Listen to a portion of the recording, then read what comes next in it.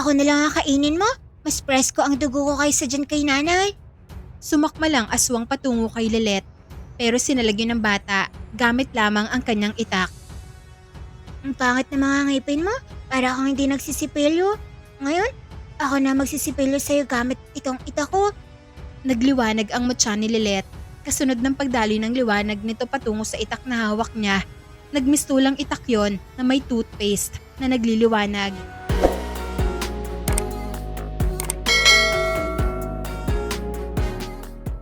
Layo nyo nga ang matanda. Kung hindi, malilintikan kayo sa akin. Napalingon ang grupo ng kalalakihan kay Letlet. Nilubayan nila ang matandang babae na kanilang binugbog. Bakit ganyan kayo kumakatingin sa akin? Nagulat pa kayo? Nagtawanan lamang ang grupo at saka pinalagutok ang kanilang mga kamao. Wari ba, nahanda ng sugurin ng bata. Naku, mukhang hindi yata kayo naturuan ng tamang asal ah. Tingnan nyo ang mga mukha nyo, kalalakan yung mga tao. Tapos, pinapatuloy nyo ang matandang wala namang kalapan-lapan. Hindi na hinintay ni Lilet ang gagawin ng mga lalaki. Mabilis niyang hinubad ang kanyang tsinelas at saka yun inihagis. Tumama kaagad yun sa noo ng isa. Sapal kang kumag ka. Nagulat ang mga lalaki, ngunit bago pa sila makabawi, mabilis na dumampot si Lilet ng buhangin sa lupa at inihagis yun sa kanilang mga mata. Napapikituloy ang ilan sa kanila habang nagsisisigaw sa hapde.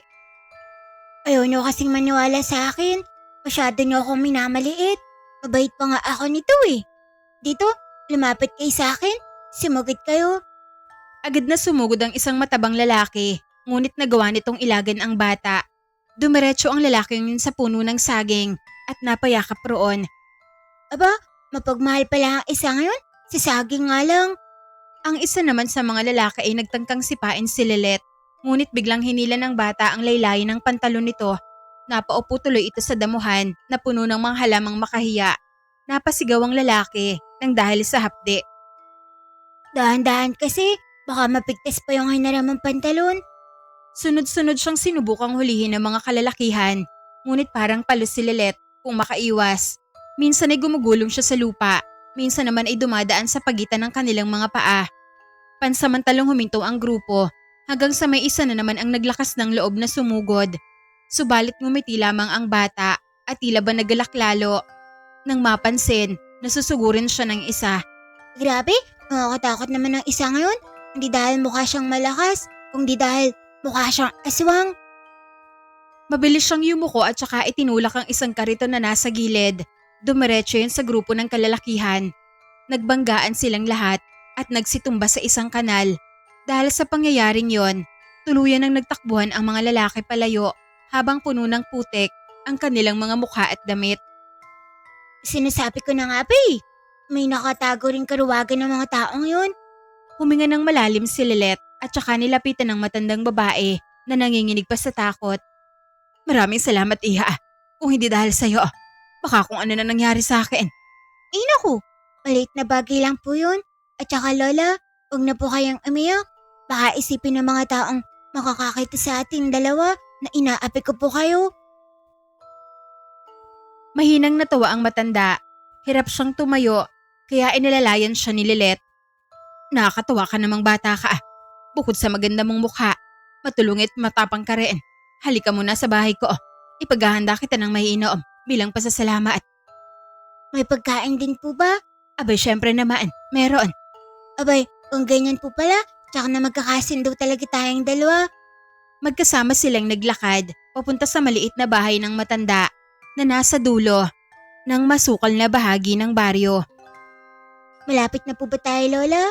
Malapit na. Gutom na po kasi talaga ako. Gusto ko nang kumain. Siya nga po pala, bakit ang layo yata ng bahay mo sa maraming tao, lola? Dahil gusto ko ng katahimikan. 90% ng problema natin dito sa mundo ay mula sa mga taong nakakasalamuha natin. Kung hindi tayo makikisalamuha sa kanila, mas nababawasan yung problema natin. Kaya mas gusto ko na tumira sa liblib. Ganun po ba? Oo, ganun na ganon. May intindahan mo rin yan kapag tumanda ka na. Asya, sige po, naniniwala na po ako sa inyo. Kayo na po yun eh. Hindi nagtagal, May natanaw na silang isang malaking bahay na nakatayo sa gitna ng gubat. Natatakpan yun ng malalaking puno at gumagapang na halaman. Nandito na tayo. Huwag kang tumigil sa paglalakad. Pumasok na tayo sa loob. Kakaiba ang bahay mo, Lola. Nakakatakot. Buti naman at nagagawa mo tumira dyan na mag-isa. Wala po bang magtuwa aswang sa loob niyan? Ay naku iha. Sa tagal ko nang nabubuhay sa mundo. Kumulubot na lamang ang mga balat ko. Wala pa rin ako nakikitang multo sa loob ng bahay na yan. Ni aswang ay wala rin. Kaya wala kang dapat nakatakutan. Pasensya na po. Sadyang matanong lang po talaga ako. Iba po kasi ang pakaramdam ko sa bahay mo, Lola. Parang kagaya ng mga nakakatakot na bahay na kinuwento sa akin ni nanay. Parang bahay ng mangkukulam. Ay, hindi nga po pala kayo mangkukulam. Pasensya na po. Makulit ka talagang bata ka. Halika na nga sa loob. Pumasok na tayo. Mauna po kayo. Huwag mo akong itulak. Hindi ko po kabisado kung saan ang pinto dyan. Puri na po kasi alaman. O siya sige na sumunod ka na lang sa akin. Lumangit-ngit ang lumang pinto. Pagpasok nila sa loob ay agad napansin ni Lilet ang kakaibang amoy ng bahay. Amoy tuyong dahon at lumang kahoy. Parang amoy aparador na hindi nabubuksan. Dito ka ba talaga nakatira, Lola? Pasensya ka na sa amoy ng bahay ko. Dito talaga ako nakatira. Matanda na kasi ako. Hindi na ganoon kaliksi ang katawan ko para maglinis pa araw-araw. Ang mabuti pa, maupo ka muna. Ipagluluto na muna kita ng masarap na pagkain. Tutulungan na po kita, Lola. Ay nako, hindi na Kaya ko na ito. Bisita kita Kaya dapat lamang na huwag mo na akong tulungan. Hintayin mo na lang ako rito. Sige po, ikaw po ang bahala. Nakakatawa ka namang bata ka. Ang bilis mo lang palang kausap. Ngumisi lamang ang bata at saka nito inilibot ang kanyang tingin. Hindi niya lubos akalain na kayang tumira ng matanda ng mag-isa lamang sa bahay na yon. Puno ng mga lumang kagamitan ng bahay na yon na bihira lamang makita ni Lilet sa ibang mga bahay na napupuntahan niya. May mga kakaiba ring botelya na nakahanay sa isang aparador. Lasinggeri siguro ang matanda ngayon. Ang dami niyang bote sa bahay niya. Hindi na napigilan ni Lilet ang kanyang sarili. Tumayo siya mula sa kanyang kinauupuan at pagkatapos sa isa ka siya lumapit doon sa hanin ng mga botelya hanggang sa ganap na niyang nahawakan ng isa. Kakaiba ang kuli ng mga alak niya. Akma niya na sanang aamoyin yon nang bigla niyang makita ang paglabas ng matanda mula sa kusina. Iniabot ng matanda ang isang tasa ng mainit na inuman kay Lilet. Ano bang ginagawa mo? Bakit pinapakialaman mo ang mga yan? Pasensya na po. Gusto ko lang po malaman ang amoy ng mga alak niyo. Nako, lumayo ka dyan. Hindi alak ang mga yan. Ito na lang ang inumin mo. Espesyal na tsaa. Sana, hindi ito alak ha. Baka malasing ako. Laga talaga kay nanay pag uwi ko. Mahinang ngumiti ang matanda. Sa kabilang banda, dahil sa pagod ay mabilis ding inubos ni Lilet ang laman ng tasa. Ngunit ilang saglit pa lamang, ay bigla siyang nahilo. Teka, parang umiikot yata ang bahay niyo. Epekto lang siguro yan ng tsaa. Mainam na pakaramdam yan. Ibig sabihin yan, malapit na ako magtagumpay. Isang malakas na halakhak ang pinakawalan ng matanda. Habang si Lilet naman ay unti-unti nang lumabo ang paningin. Bumigat ang kanyang katawan hanggang sa tuluyan siyang bumagsak sa sahig. Dahan-dahan na dumilim ang kanyang paligid at nang muling iminulat ni Lilet ang kanyang mga mata, isang malamig na bakal ang agad na bumungad sa kanya. Napabangon siya bigla ng dahil sa gulat. Anong nangyari? Bakit nakukulong ako? Ang matanda yun? Napakasama niya. Paulit-ulit na kinakalampag ng bata ang rehas. Tinatawag niya ang matanda at nakikiusap na palabasin siya. Halos mamula na ang kanyang mga palad sa higpit ng pagkakahawak niya sa malamig na rehas. Nanginginig ang kanyang boses habang paulit-ulit niya na tinatawag ang matanda. Lola? Lola, palabasin mo na ako rito. Hindi na po ako mangyaalam ng mga gamit mo. Uuwi na lang po ako. Ngunit walang sumasagot sa kanya. Tanging mahinang ugong lamang ng hangin ang maririnig sa loob ng madilim na silid. Malamlam ang liwanag ng ilaw ng kandila na nakasindi sa paligid.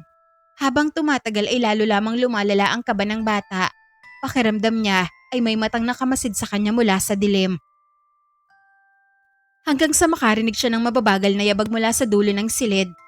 Unti-unting may lumitaw na figura mula sa kadiliman at nang tuluyan yung tamaan ng liwanag ng kandila ay agad na paatras si Lilet sa sobrang gulat. Sino ka? Nasaan ang matanda may-ari nitong bahay? Anong ginawa mo sa kanya? Isang matandang kuba ang nasilayan ng paslit. Hindi na yun ang matandang babae na kasama niya kanina lamang. Sobrang laki ng pagkakaiba ng itsura nito. Bukol-bukol ang mukha nito na tila tinubuan ng malalaking kulugo. Ang balat ay magaspang at tila nabubulok. Matangos ang ilong nito na parang tuka ng loro, habang ang bibig naman ay punong-puno ng hiwa-hiwalay at matutulis na ngipin na mistula ng ngipin ng alimango. Maging ang mga mata nito ay tila hindi na mata ng tao. Napasingap si Lilet habang lalo pang umaatras sa loob ng kulungan. Tinatanong kita, sino ka? Nasaan ang lola kanina?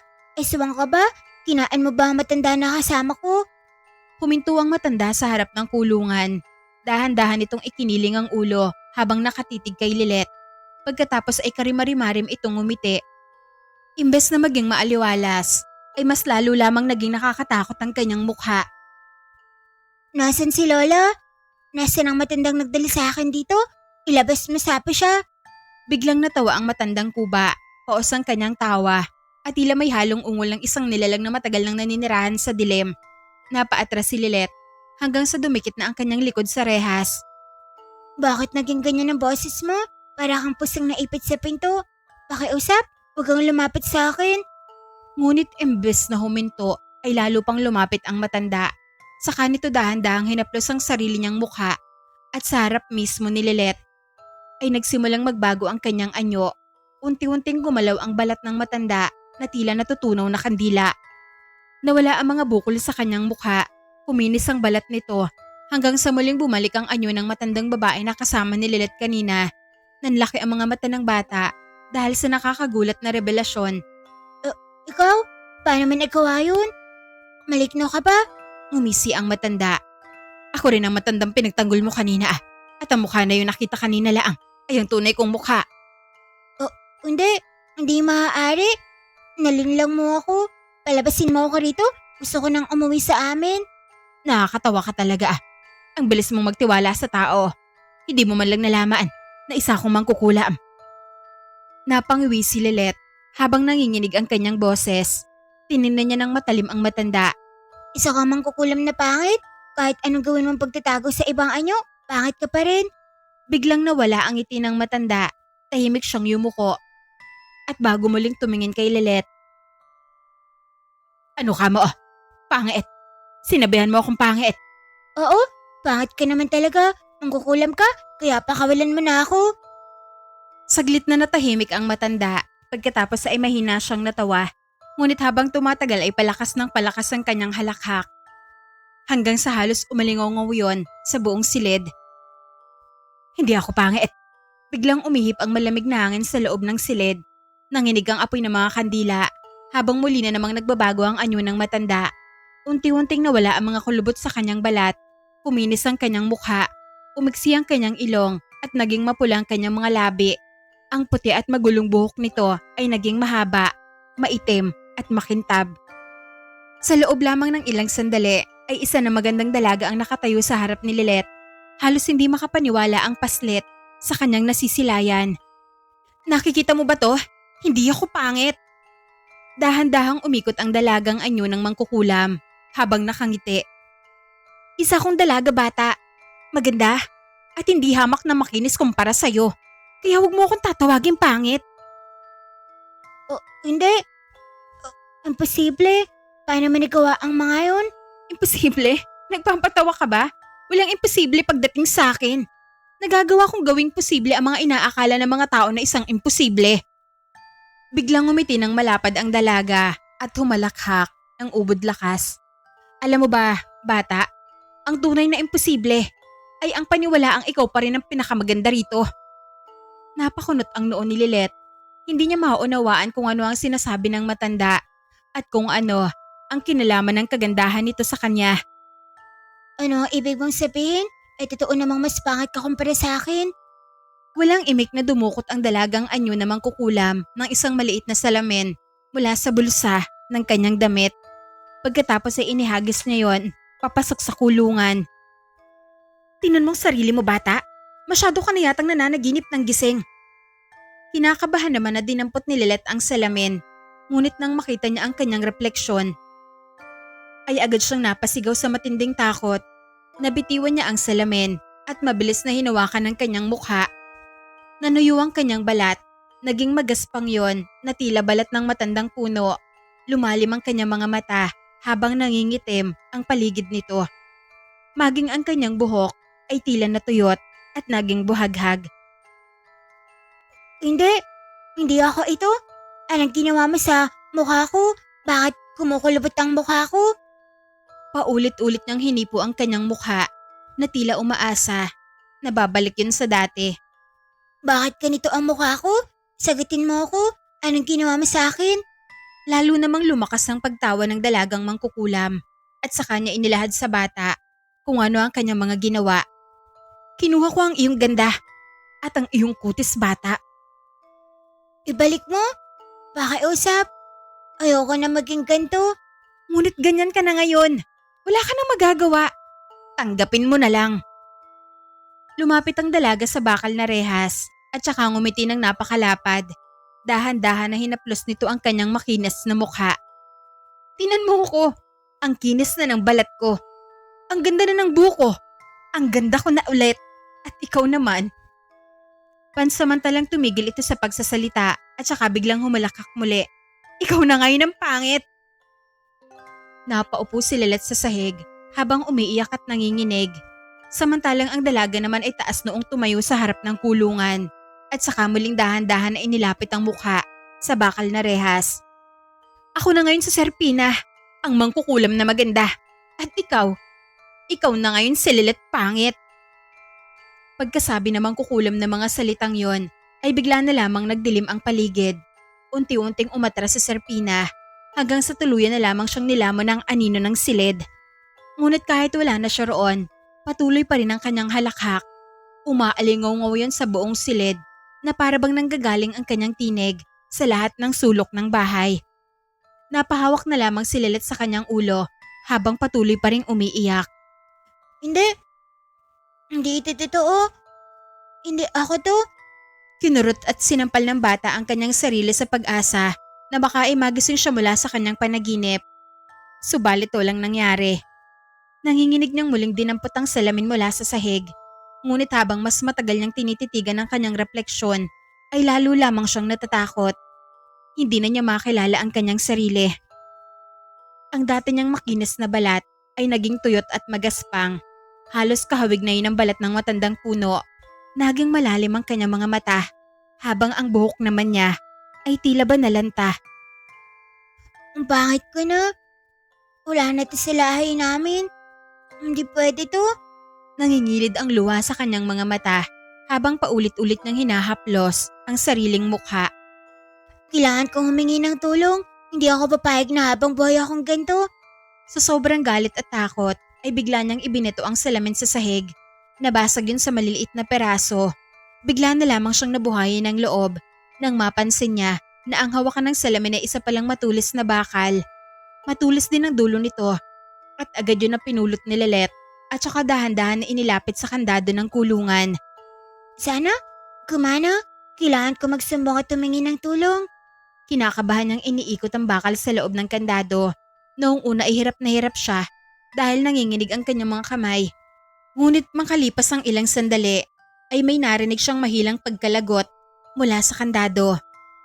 At nanlaki ang mga mata niya nang dahil sa tuwa. Ayos? Gumana? Makakatakas rin ako sa impyernong bahay na to. Mabilis nang itinulak ang pinto ng kulungan at tuluyan na siyang nakalabas. Ngunit kasabay noon ay bigla namang umihip ang isang malamig at kakaibang hangin sa buong silid na siyang naging sanhi upang isa-isang mamatay ang mga kandila.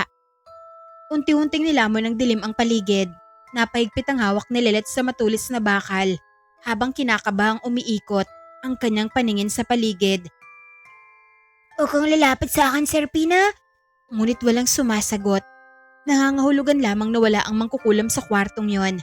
Hanggang sa may mapansin siya na mahinang liwanag mula sa isang bahagi ng silid. Parang may maliit na pintuan na bahagyang nakabukas mula roon. Aba ayos? Mukhang daw nanggagaling ang hangin kaya namatay ang mga kandila. May liwanag doon. Ibig sabihin, may daan sa bahagi na yon. Hindi na nagdalawang isip si Lilet. Mabilis siyang tumakbo papunta roon at saka itinulak ang daanan. Agad siyang sinalubong ng malamig na hangin mula sa labas. Napadpad siya sa likod ng bahay. Mas lalo siyang kinilabutan nang makita ang paligid. Puno yun ng malalaking puno at makakapal na damo.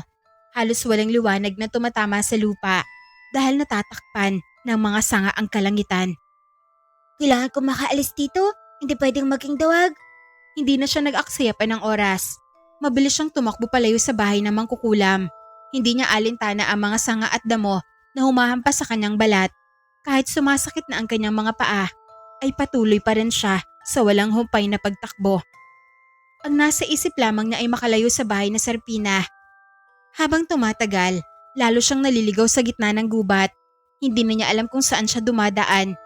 Ngunit hindi pa rin siya huminto. Hanggang sa maya-maya ay may natanaw siyang liwanag sa di kalayuan. Nanlaki ang kanyang mga mata. Batid niya kasi na sa direksyong yon ay may naghihintay sa kanya na pag-asa. Labas na yata ng gubat yun. Kailangan ko makarating doon. Bago pa man siya makahakbang, ay isang malaking itim na nilalang ang lumundag sa kanyang harapan. Pula ang mga mata nito at may matutulis na mga pangil. Aswang ko, padaanin mo ko. Malapit nang wala ang araw. Kailangan ko na makauwi sa amin. Pero bumungis-ngis lamang ang aswang. Nagpakawala ito ng malakas na kalmot sa lupa na ikinapunit naman ng mga dahon. Hindi ko talaga mapakausapan. Kung ganun, hindi rin kita aatresan. Itinaas ni Lilet ang hawak na munting bakal. Ang sirang salamin ni Serpina, yun ang ginamit niyang panangga laban sa aswang. Pero hindi nagtagal. Sa husay at sa kagustuhan nitong makauwi, napatay niya ng di namamalayan ng aswang. Nabahiri ng dugo ang nanunuyot niyang mukha. Kung pinadaan mo lang sana ako, hindi ka na sana namatay. Ang kulit-kulit mo kasi. Mabilis niyang tinakbo ang liwanag palabas ng gubat hanggang sa tuluyan siyang nakalabas sa masukal na lugar. Paglabas niya ay may ilang batang naglalaro na kaagad siyang nakita. Ngunit imbes na lumapit at tulungan siya, natakot ang mga ito at biglang nagsisigaw at nagtakbuhan palayo sa kanya. May aswang! Takbo! Bilisan natin! Baka kainin niya tayo! Hindi ako aswang! Ako ito! Si Lilet! Ang kalaro niyo! Ngunit hindi na siya pinakinggan ng mga bata. Patuloy silang tumakbo palayo habang sumisigaw. Napahinto si Lilet at napaupo na lamang sa damuhan. Doon niya muling naalala ang kanyang mukha. Agad niyang tinakpan yon gamit ang kanyang mga kamay bago mabilis na tumakbo pa uwi. Kasalanan ni Serpina to. Kailangan na mabawi ko sa kanya ang dati kong mukha. Tuluyan na ngang dumilim ang paligid. Sa unahan ng daan, may natanaw si Lilet na grupo ng mga tao na may dalang mga sulo. Patungo ang mga ito sa kanyang direksyon. Ano kaya ang gagawin nila? Bakit sila may dalang mga sulo at armas? Sino kaya ang sisigurin nila? Maya-maya lamang ay biglang natamaan ng flashlight ang mukha ni Lilet. Nagsigawan ng mga tao. Itinuro siya ng mga ito at kinumpirmang siya ang nilalang na sinasabi ng mga bata na mukhang aswang. Hindi ako aswang. Ang mga batang yun, nagsumbong pa talaga. Nakakainis. Napahakbang na lamang paatras ang bata at wala siyang mapagpilian kundi ang tumakbo palayo. Naghanap siya ng shortcut para lamang maiwasan ng mga tao hanggang sa may mahanap siyang ligtas na mapagtataguan. Nasisiraan na yata sila ng bait. Bakit nila ako papatayin? Hindi naman ako aswang. Hindi naman nila ako nakita na kumain ng tao. Mga mapangusga lang talaga sila. Wika ng bata habang naroon siya sa itaas ng puno. Mahigpit na nakayakap sa malaking sanga na may mayabong na mga dahong nagsilbi niyang taguan. Hinintay niyang makaalis sa mga tao na nasa baba bago siya pumanaog. Sa wakas, pwede na rin akong umuwi. Hindi nagtagal ay natanaw niya na rin ang kanilang bahay. Ngunit pagdating niya roon ay bigla siyang napahinto. Hindi siya kaagad lumapit. Sa halip ay tahimik lamang siyang nakatayo sa malayo habang nakatanaw sa kanilang bahay. At saka unti-unting bumigat ang kanyang paghinga. Paano kung hindi na ako makilala ni inay? Dahan-dahang lumapit si Lilet sa kanilang bahay. Nanginginig pa rin ang kanyang mga paa dahil sa pagod at takot.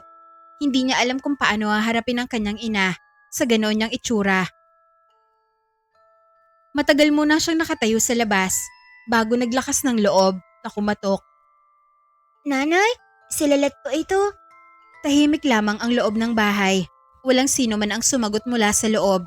Kaya naman ay muli siyang kumatok. Ngunit ganoon pa rin. Tanging huni lamang ng mga kuliglig ang maririnig sa paligid. Nay, buksan mo po ang pinto. Papasukin mo po ako. Napayuko na lamang si Lilet.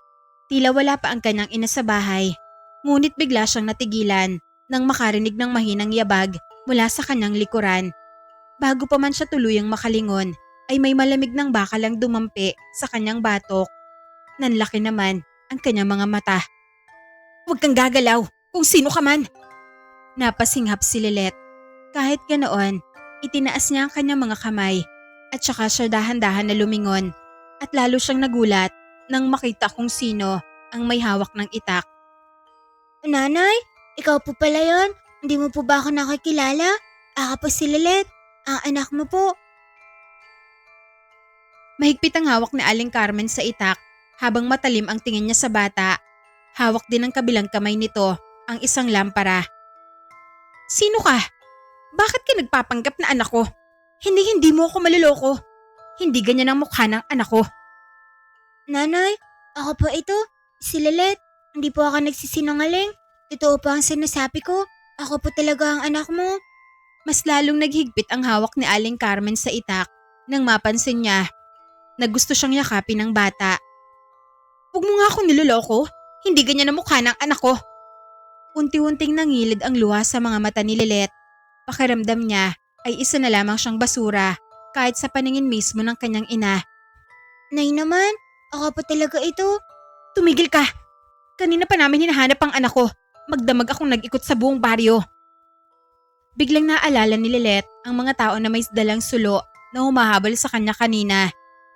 Kasama ka po ron? May mga tao na may hawak na sulo. Oo, sabi nila may kakaibang nilalang na gumagala sa baryo. Hindi ako maaaring magkamali. Kamukhang kamukha mo ang nilalang na yon. Umamin ka na. Aswang ka talaga. May masama kang binabalak sa akin. Kaya hindi ako magtitiwala sa'yo. Dahil baka kung ano ang gawin mo sa akin. Kinamalayan ko ba? Baka ikaw rin na may gawa kung bakit nawawala ang anak ko. Ako po yun, Nay. Inaamin ko na ako yung hinahabol niyo kanina. Hindi po ako aswang, Nay. Maniwala ka pa sa akin. Ako po talaga si Lilet. Hindi ikaw ang anak ko. Wala akong anak na mukhang ugat ng puno. Sobra ka naman po kung magsalita, Nay. Patunayan mo muna sa akin na ikaw talaga si Lilet. Kung hindi, matutulya ka talaga sa akin. Babaon sa leeg mo ang talim nitong ita ko. Sige, tanda mo po nung nakaraang buwan. Natanggal lahat ng ngipin mo. Pastiso na lang lahat ng ngipin mo ngayon. Takot ka pa nga nang malaman ng buong bari na natanggal lahat ng ngipin mo, hindi pa, Nay. Bigla namang natigilan si Aling Carmen. Nanlaki ang mga mata nito. Tapos, tanda ko pa. Isang araw, nung nawala ang pastiso mo, inaanap mo yung buong araw, pero nasa loob lang pala ng sinaing dahil akala may baon na ng tuyo. Napaatras ng konti si Aling Carmen habang nakatitig sa bata. At sinabi mo pa sa akin na wag kong ikukwento kahit kanino dahil ayaw mong matawag na Carmen Bungal sa buong baryo. Biglang bumaba ang hawak na itak ni Aling Carmen. Nanlambot ang kanyang mukha habang unti-unting nangingilid ang luha sa kanyang mga mata. Ako at ang anak ko lang ang nakakaalam niyan. Lilet, ikaw nga yan. Patawarin mo ako, anak, kung hindi agad ako naniwala sa'yo. Hindi na napigilan ni Aling Carmen ang sarili. Mabilis nang niyakap ang bata. Napahagulgol si Lilet habang yakap-yakap siya ng kanyang ina. Ano bang nangyari sa'yo, anak? Mahabang kwento po. Sige, pumasok na muna tayo sa loob ng bahay. Baka kung sino pa ang makakita sa atin dito. Nang makapasok sa loob ng bahay, agad na isinarado ni Aling Carmen ang pinto at mga bintana. Mahigpit na napakapit si Lilet sa damit ng kanyang ina. Pinaupo siya ng kanyang ina sa lumang kahoy na upuan, habang agad naman itong nagsindi ng lampara. Tahimik munang pinagmasdan ni Aling Carmen ang mukha ng anak, bago muling nagsalita. Ngayon, sabihin mo sa akin, paano nangyari sa'yo to? Mangkukulam po. May mangkukulam po, inay. Siya may gawa nito sa akin. Kinuha niya ang ganda ko. Yung kutis ng pagiging bata ko, kinuha niya. Para lamang po makamit niyang inaasam-asam niyang kutis talaga. Nang maikwento ng bata ang lahat sa ina, halos sumabog sa galit si Aling Carmen. Unti-unti nitong hinaplos ang tuyot at magaspang na buhok ng anak. Doon lamang bahagyang nakahinga ng maluwag si Lilet dahil sa wakas, naramdaman niya natanggap siya ng kanyang ina. Walang hiyang mangkukulam yon. Pangat siguro ang tatay niya, kaya pati ang mukha mo, napagdiskitahan niya pa. Totoo po yan, Nay. Mukha siyang bulok na kamatis sa tunay niyang mukha. Kaya siguro ginawa niya sa akin to.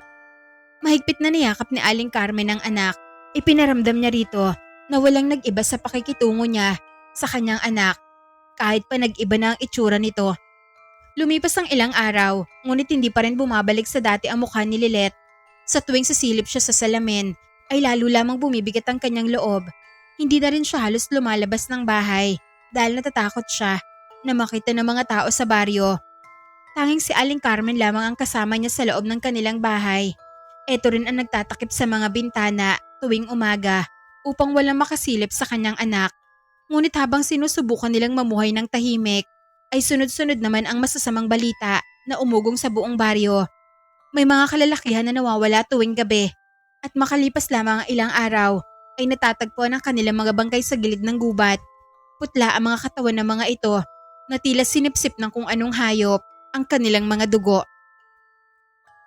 Hindi lamang mga kalalakihan ang naging biktima, maging ang ilang mga dalaga at bata ay bigla ring nawawala.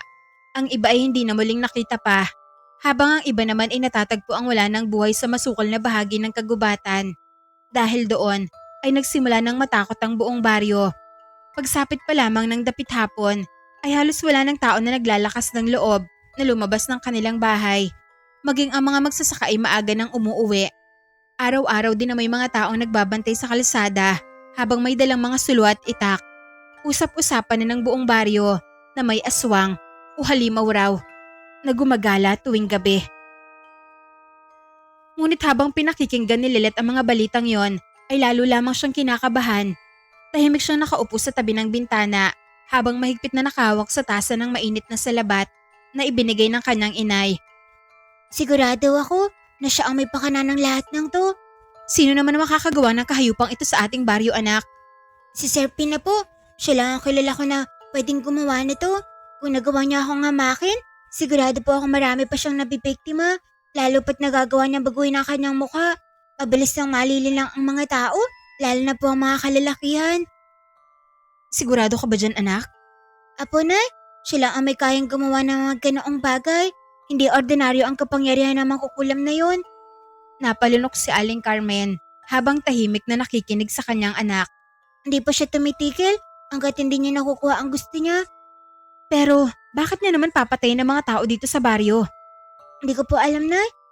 Pero pakiramdam ko, may kinalaman niya sa pagpapaganda niya. Kumuha siya ng kutis at ganda mula sa akin. Baka ganun din ang ginagawa niya sa ibang mga tao. Biglang kinilabutan si Aling Carmen sa sinabi ng anak. Napahawak siya kaagad sa kanyang dibdib. Diyos ko, kung ganun, hindi na pala talaga ligtas dito sa baryo natin. Mainam na rin siguro na hindi ka na lumalabas, anak. Mas malalayo ang buhay mo sa panganib. Hindi po pwedeng habang buhay tayong nandito. Hindi pwedeng magtago na lang ako lagi. Kailangan po natin gumawa ng paraan. Gusto ko pong maibalik sa dati ang aking muka.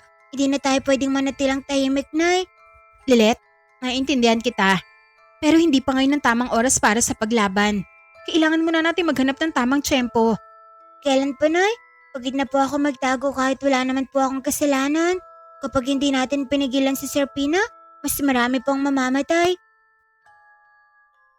Tahimik na napatitig si Aling Carmen sa anak habang nakikita ang galit at takot sa mga mata nito. Ngunit sa kabila ng nangyari kay Lilet ay naroon pa rin ang tapang ng bata. Kailangan nating pigilan ang mangkukulam na yun bago pa mahuli ang lahat. At itong mukha ko, gusto ko po ulit maging normal. Huwag ka mag-alala, anak. Gagawa ako ng paraan para lamang maibalik ang tunay mong mukha.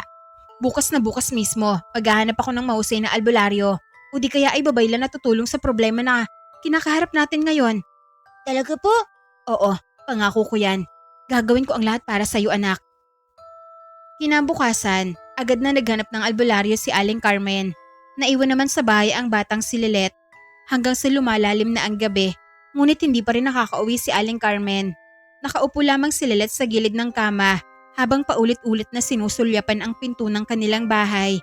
Kanina pa siya hindi mapakali. Pakiramdam niya ay may masamang nangyari sa kanyang inay. Palakas ng palakas ang ihip ng hangin sa labas habang maririnig naman ang mahinang kaluskos ng mga puno. Mahigpit tuloy na napahawak si Lilet sa laylayan ng kanyang damit. Ang tagal naman ni inay. Baka kung ano nang nangyari sa kanya. Muli siyang sumilip sa bintana, ngunit dilim lamang ang kanyang nakita. Wala ring ibang tao sa paligid, tanging liwanag ng buwan ang tumatama sa maputik na daan. Hindi na natiis ni Lilet ang pag-aalala, agad niyang kinuha ang lumang itak na nakasabit sa dingding. Hindi pwede maghintay na lang ako rito. Kailangan kong sunduin si inay. Kumuha siya ng pulang balabal at itinakip sa kanyang ulo. Nang sandaling matakpan ng kanyang mukha ay nabaka sa mga mata ng bata ang pagiging maganda nito. Pagkatapos ay dahan-dahan siyang lumabas ng bahay. Mahigpit niyang hawak ang itak habang mabilis na naglalakad sa makitid na daan ng baryo. Tahimik ang paligid, ngunit kakaiba ang kanyang pakiramdam. Parang may mga matang nagmamasid sa kanya mula sa dilim. Habang papalapit siya sa gilid ng gubat, ay bigla siyang nakarinig ng sigaw. Lubuyan niyo ako mga aswang kayo! May anak pa akong kailangan na uwian! Nanlaki kaagad ang mga mata ni Lilet dahil pamilyar sa kanya ang boses na kanyang narinig. Nanay? Inay? Nasaan po kayo? Mabilis siyang tumakbo papunta sa pinanggagalingan ng boses at pagdating niya roon ay agad siyang natigilan. 3 nilalang ang nakapalibot kay Aling Carmen. Mapupula ang mga mata ng mga ito habang mahahaba ang mga kuko. Naglalaway pa ang isa habang pilit na tong inaabot ang leeg ng kanyang ina. Kapag nakatayo talaga ako rito, lintik lang ang walang ganti. Nakahandusay si Aling Carmen sa lupa habang pilit na ipinagtatanggol ang sarili gamit ang kahoy na hawak niya. Ang isang aswang ay inaamoy-amoy ang sariwang laman ni Aling Carmen. Ang iba naman ay nag-aagawan kung sino ang unang sasakmal. Biglang nagdilim ang mukha ni Lilet dahil sa tagpo na kanyang nakita. Hindi niya kayang panoorin lamang ang mga nangyayari. Lumayo kayo si nanay ko. Huwag niyo siyang sasaktan. Ako ang kalabanin niyo. Agad na sumugod ang bata sa mga aswang. Hindi na nakaiwas ang isang nilalang nang malakas na itong tagain sa braso. Umalingaw-ngaw kaagad ang nakabibingi na sigaw nito. Mabuti nga sa'yo. Masyado kang takam sa tuko. Mabilis namang tumalo ng isa pang aswang patungo kay Lilet. Ngunit mabilis ding nakaiwas ang bata. Agad niyang sinipa ang tiyan ng aswang bago muling nagpakawala ng pag-unday ng itak. Dumiretso ang talim sa leeg ng nilalang dahilan upang agad itong bumagsak sa lupa habang nangingisay. Wala ka palang pinag-iba sa kasama mo? Talunan ka din pala. Naging abo ang aswang na yon. Nanlaki naman ang mga mata ng huling aswang matapos makita kung ano ang sinapit ng kanyang mga kasama. Baka sa mukha nito ang pangamba dahil tila hindi ordinaryong bata si Lilet. Ay aswang, ano tinitingin-tingin mo dyan? Anak, lumayo ka na dyan. Tumakbo ka na. Baka mapahama ka lang sa isang yan. Hindi sila mga bata na kalaro mo lang. Pwede ka nilang patay na numang oras nila gustuhin. Inay kung mapapatay po nila ako, Nay. Kung ako sa aswang na to, tatakbo na ako bago pa ako maging isang apo. Umangil ng malakas ang aswang. Galit itong sumugod sa bata. Ngunit ginantihan lamang ito ng matalim na tingin ni Lilet. Kahit maliit ang kanyang katawan, ay mabilis siyang kumilos. Kaya nailagan niya kaagad ang atake noon. Parang sanay na siya sa pakikipaglaban. Di man lang ako nahanginan ng atake mo. Ngayon, ako naman ang ilagan mo. Sa isang iglap, mabilis na sumugod ang bata sa direksyon ng aswang. Nakailag siya sa mahabang kuko ng aswang. Sa kanya agad isinaksak ang itak sa dibdib noon. Napahiyaw ang nilalang bago tuluyan na bumagsak sa lupa. Bumalik sa katahimikan ng paligid. Hingal na hingal si Lilet habang nanginginig pa ang kanyang kamay, ngunit agad siyang tumakbo papunta sa kanyang ina. Nanay, ayusan po ba kayo? Lilet, bakit ka ba lumabas pa? Napalaban ka tuloy sa mga aswang na yon. Muntikan ka pang mapahamak. Nay naman, ayusan po ako. Hindi ko po kayo hayaang saktan na lang ng mga aswang na yon. O hindi ako sumano dito, baka kung ano na nangyari sa inyo. Napakatapang mo anak, pero hindi tama na lumabas ka pa. Kaya ko namang talunin ng mga aswang na yon kahit hindi ka dumating. Ang mabuti pa, umuwi na lang tayo. Bago pa may makakita sa atin dito. Ngunit bago pa man sila makaalis, ay may mga ilaw na biglang lumitaw mula sa dulo ng daan. Mga suluyon. Kasunod noon ay ang sunod-sunod na mga yabag ng mga tao. Mga kasama, sa bandang yon, mukhang may mga tao ron. Unti-unting lumapit ang mga taga-baryo habang may hawak na mga itak at sulo. Pilit nilang hinahagilap ang mukha ni Lilet na noong mga oras na yon ay pilit niyang iniiwas sa mga mata ng residente. Ngunit isa sa mga yun ang humila sa kanyang balabal na nakatakip sa kanyang ulo. Agad naman na natigilan ang lahat nang makita nila ang mukha ni Lilet. Biglang namutla ang ilan nang dahil sa takot. Aswang ang bata na kasama ni Carmen. Yan ang halimaw na nakita natin noon. Hindi po ako aswang. Kahit anong pagdepensa ang gawin ni Lilet ay lalo lamang na nagkagulo ang mga tao. Tingnan niyo ang mukha niya. Walang normal na tao ang ganyan ang itsura. Mukha siyang tuod. Sa palagay ko, kaya tayo minamalas dahil sa kanya. May sumpang tinatago si Carmen sa kanilang bahay. Sumpa ang batang yan. Akmang dudumugin na ng mga tao ang bata, subalit biglang humarang si Aling Carmen sa harap ng anak. Tumigil kayo, anak ko siya. Si Lilet ito. Isinumpa siya ng isang mangkukulam. Hindi siya masamang bata. Hindi niya ginusto kung ano ang nangyari sa kanya. Sa maniwala man kayo o hindi, wala siyang kinalaman sa mga kamalasang nangyayari dito sa baryo natin. Biktima lang din siya. Hindi kami naniniwala. Walang normal na batang ganyan ang mukha. Simula na magpakita siya. Sunod-sunod na mga kamalasan na nangyari sa baryo. Hindi siya ang may gawa nito. May mangkukulam na nasa likod ng lahat ng to. Maniwala kayo sa akin. Ngunit hindi na nakinig pa ang mga tao. Unti-unti silang lumalapit habang mahigpit ang hawak sa kanilang mga sandata. Napahigpit ang kapit ni Lilet sa kamay ng kanyang ina. Baka sa mukha ng bata ang labis na pangamba. Nanay, ayaw po nilang maniwala sa atin. Umalis na po tayo. Ayoko po silang saktan. Halika na, umalis na tayo dito anak. Agad naman na hinila ni Aling Carmen ang anak at mabilis silang tumakbo palayo. Nagsisisigaw ang mga residente na huwag patakasin ang inaakala nila na batang halimaw.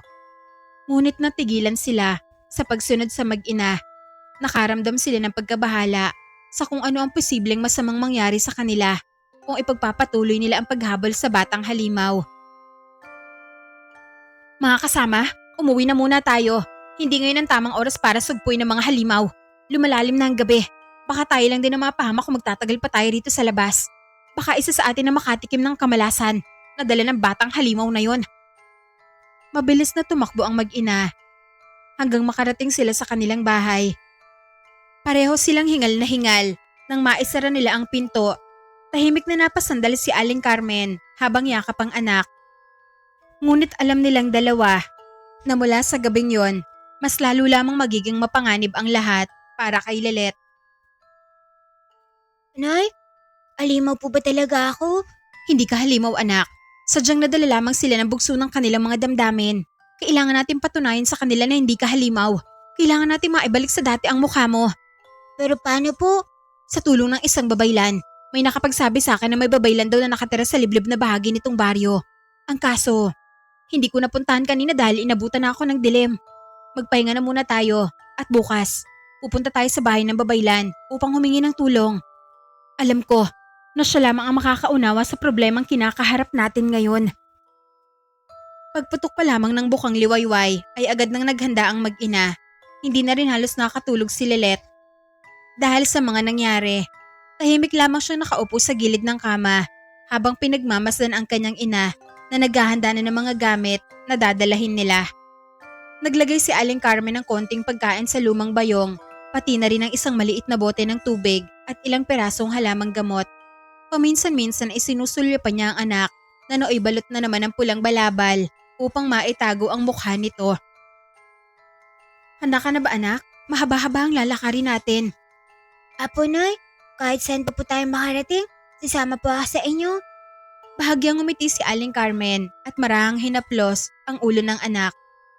Kapag nakita natin ang babaylan, baka matulungan ka na rin niya. Tahimik naman na tumango si Lilet. Kahit kinakabahan, ay bahagyang nabuhayan ng loob ang bata. Ilang sandali lamang ay tuluyan na silang umalis ng bahay. Maaga pa noon, kaya manipis pa ang hamog sa paligid. Wala ring ganoong tao sa baryo. dahil karamihan ay hindi pa lumalabas ng kani-kanilang tahanan. Tahimik lamang na naglalakad ang mag-ina sa makitid na daan habang tumatagal. Lalo nilang nilalayo ang sarili sa baryo hanggang sa marating nila ang masukal na bahagi ng kagubatan. Unti-unting dumidilim ang paligid dahil sa malalaking punong halos magtakip na ang mga sanga. Tanging huni lamang ng mga ibon at kuliglig ang maririnig roon. Mahigpit na napakapit si Lilet sa kamay ng kanyang ina, hindi dahil sa takot, kundi dahil sa nararamdaman niya na pananakit ng kanyang mga binti. Nay, sigurado po ba kayong dito nakatira ang babaylan? Parang wala namang tao rito. Mukhang nasayang lamang ang layo ng nilakad natin. Pinagod lang po natin ang ating mga sarili para sa wala. Ayon sa matanda na nakausap ko noon, sa kabila raw ng ilog matatagpuan ang kanyang tahanan. Pero, iilan lang daw ang nakakakita ron. Bakit po? Hindi ko rin alam. Ang sabi nila, hindi raw basta-basta nagpapakita ang babaylan sa kahit na sino. Mas lalo tuloy napalunok si Lelet habang naglalakad sila sa gitna ng gubat. Makalipas ang ilang minuto, narinig nila ang mahinang agos ng tubig. Maya-maya lamang ay bumungad sa kanilang isang malawak na ilog. Malinaw ang tubig, ngunit tila napakalalim nito. Maingat na tumawid ang mag-ina sa ibabaw ng ilang malalaking bato. Ang lamig naman po ng tubig. Mag-ingat ka anak, madulas sa mga bato. Mahigpit na humawak si Lilet sa braso ng ina habang dahan-dahan silang tumatawid. Nang makarating sila sa kabilang bahagi, ay agad nilang pinunasan ang kanilang mga paa. Nanay, sigurado po ba kayong tama ang pinuntahan natin? Wala naman pong bahay rito. May hawan at patag, pero wala namang nakatayong bahay. Mukhang nauto po kayo ng matandang nakausap nyo. Inilibot ni Aling Carmen ang tingin sa paligid. Ng mga sandaling yon ay napag-isip-isip niya na marahil nga ay tama ang sinasabi ng kanyang anak. Hindi ko rin alam. Ito kasi ang sinabi sa akin na lugar. Sinunod ko lang naman ang mga natatandaan ko sa lahat ng mga sinabi niya. Sigurado ako na dito talaga yun anak. Gutom na po ako at nauuhaw na rin. Wala namang bahay rito. Ayan ka na naman. Pinapairal mo na naman ang katakawan mo. Kaya mabilis ka nahuhulog sa patibong ng mga masasamang loob. Kung alokin ka kaagad ng pagkain, sumasama ka naman kaagad. O heto, kunin mo sa bayong ang tubig. Pati na rin ang pagkain na dala natin. Ayun, buti na lang po at may dala kayo. Alam ko kasing magugutom at mauuhaw tayo. Lalo ka na. Napakamot na lamang ng ulo ang bata. Maya-maya ay napahinto ito sa pagnguya nang maramdaman nila na biglang umihip ng malakas ang hangin. Kasunod noon ay ang sunod-sunod na tahol ng aso. Tahimik na natigilan ng mag-ina at hinanap ang pinagmumulan ng mga tahol.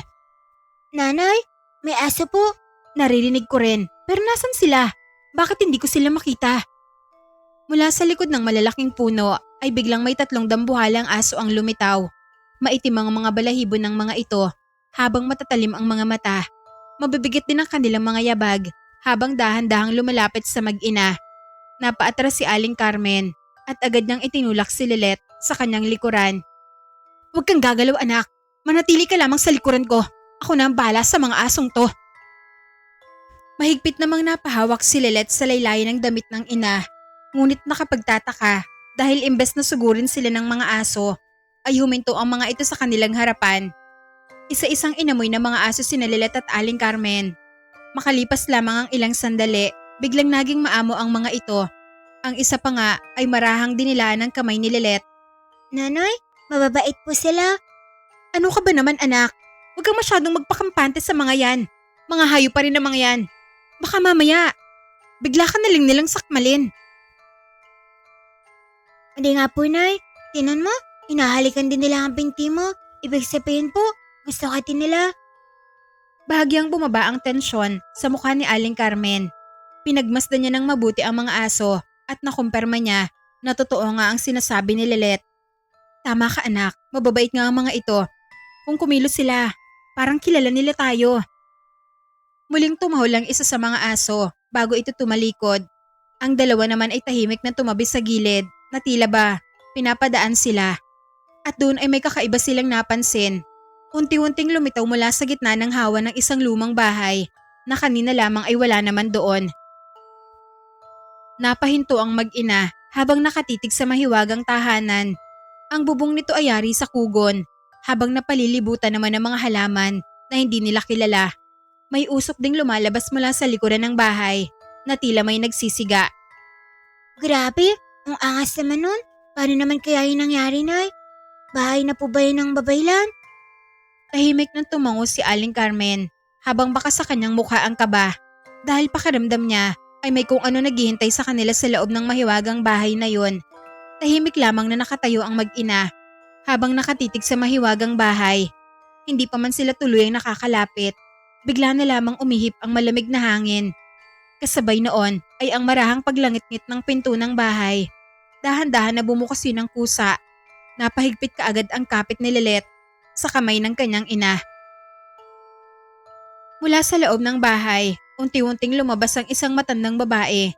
Mahaba ang puti nitong buhok na halos umabot na sa kanyang bewang. Habang balot naman ang mahabang maitim na kasuotan ng kanyang katawan. May hawak din itong kakaibang tungkod na puno ng ukit. Nakasabit sa leeg nito ang mga kwintas na yari sa kahoy, bato at maliliit na buto na kumikislap tuwing tinatamaan ng liwanag. Tahimik lamang na napalinok si Lilet habang pinagmamasdan ang matanda. Pakiramdam niya ay kakaiba ang presensya nito. Hindi nakakatakot, ngunit mabigat sa pakiramdam. Maging ang tatlong malalaking aso ay biglang nagsiupo sa tabi ng matanda na parang mga maaamo na mga alaga lamang. Kaya pala hindi kayo sinugod ng mga aso ko. Mukha kasi kayong mababait. Hindi basta-basta nagpapapasok ng tao dito ang mga alaga ko. Kapag masama ang intensyon ng isang nilalaang, hindi na nakakalapit pa sa akin tahanan. Tahimik lamang na nakinig ang mag-ina. Dahan-dahang lumapit ang babaylan habang nakatitig kay Lilet. Hindi man nagsasalita ang bata, ay tila ba nababasa ng babaylan ang bigat ng kanyang dinadala. Marami ka ng pinagdaanan sa murang edad mo, bata. Ganoon na nga po. Hindi ko na po alam ang gagawin ko sa sarili ko. Gusto ko na pong bumalik sa normal ang itsura ko. Tulungan mo po ako, mahal na babaylan. Kayo na lang po ang pag-asa namin. Baka humatulungan niyo ang anak ko. Hindi naman kaagad sumagot ang babaylan. Tahimik lamang nitong pinagmasdan ang mukha ni Lilet bago naman marahang tumango. Pumasok muna kayo. Hindi mabuting dito tayo mag-usap sa labas. Maraming matang nagmamasid sa kagubatang ito at maraming tengang hindi dapat makarinig ng pag-uusapan natin. Biglang kinilabutan si Aling Carmen sa sinabi ng matanda. Agad namang tumabi ang tatlong aso sa daraanan nila na tila ba pinapapasok sila. Halika kayo sa loob. Dito tayo mag-usap upang walang kahit sino makakita at makarinig sa mga sasabihin nyo. Nagkatinginan muna sina Lilet at Aling Carmen bago dahan-dahang sumunod sa babaylan, papasok sa mahiwagang bahay. Pagkapasok pa lamang ng mag-ina sa loob ng bahay, ay agad nang bumungad sa kanila ang kakaibang amoy ng mga halamang gamot at usok ng insenso. Maraming nakasabit na tuyong dahon at ugat sa kisame, habang may mga banga at maliliit na ribulto sa bawat sulok ng bahay. Sa gitna naman ay may maliliit na apoy na marahang nagliliyab. Tahimik lamang na pinaupo ng matanda ang mag-ina sa banig na yari sa tikog. Maya-maya, naupo na rin ito sa kanilang harapan habang hawak ang kakaiba nitong tungkod. Ngayon, sabihin niyo sa akin, anong tunay niyong pakay rito? Nagkatinginan muna sina Lilet at Aling Carmen hanggang sa una nang nagsalita si Aling Carmen. Humihingi po kami ng tulong para sa anak ko. May mangkukulam hong gumawa nito sa kanya. Dahan-dahan na ibinaba ni Lilet ang balabal na nakatakip sa kanyang ulo. Tahimik na pinagmasdan ng matanda ang mukha ng bata. Hindi ito nagulat o natakot. Sa halip ay tila ba may malalim itong iniisip. Gusto ko lang pong bumalik sa dati ang mukha ko. Pagod na po ako magtago sa mga tao. Tahimik na napabuntong hininga ang matanda. Wari bang pamilyar sa kanya ang sakit na dumapo sa balat ng bata. Ramdam ko ang bakas ng maitim na kulam sa iyong katawan. At kilala ko kung sino ang may gawa nito. Kilala niyo po si Sir Pino? Bahagyang nagdilim ang mukha ng babaylan nang marinig ang pangalan na binanggit ni Lilet. Kaya pala, sa Serpina na naman pala may kagagawa nito. Kaya pala pamilyar sa akin ang sakit na dumapo sa balat mo.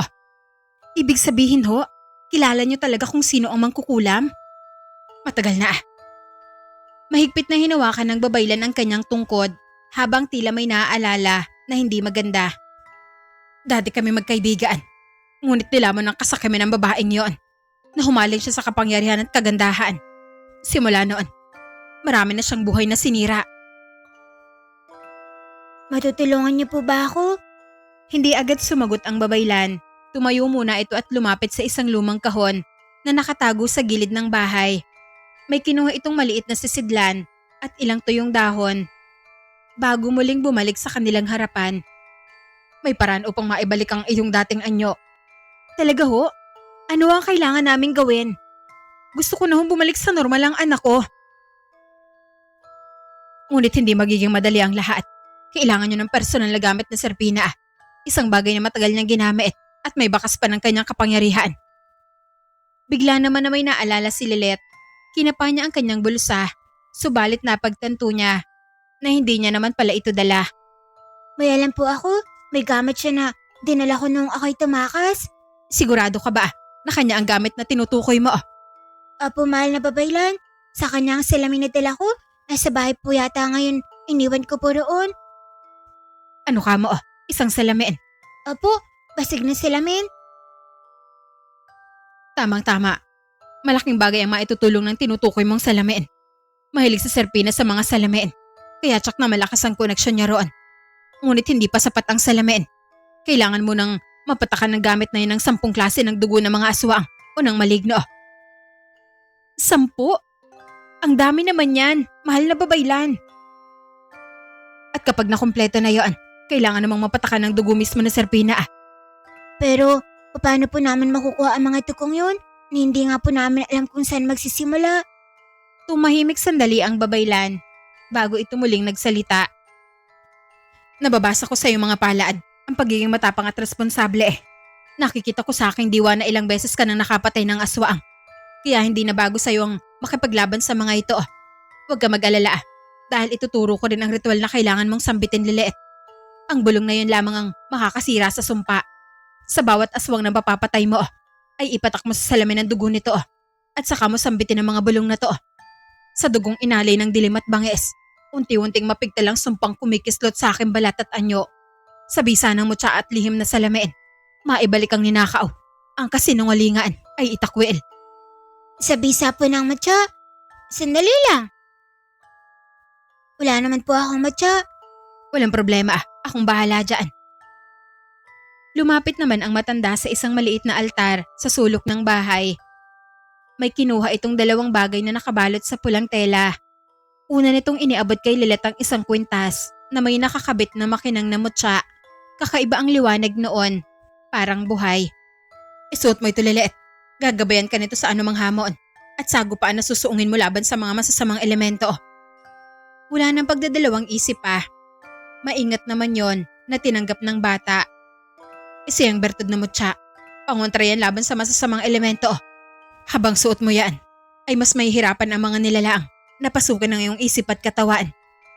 Napangiti naman si Lilet habang marahang hinahawakan ng kwintas. Maraming salamat po.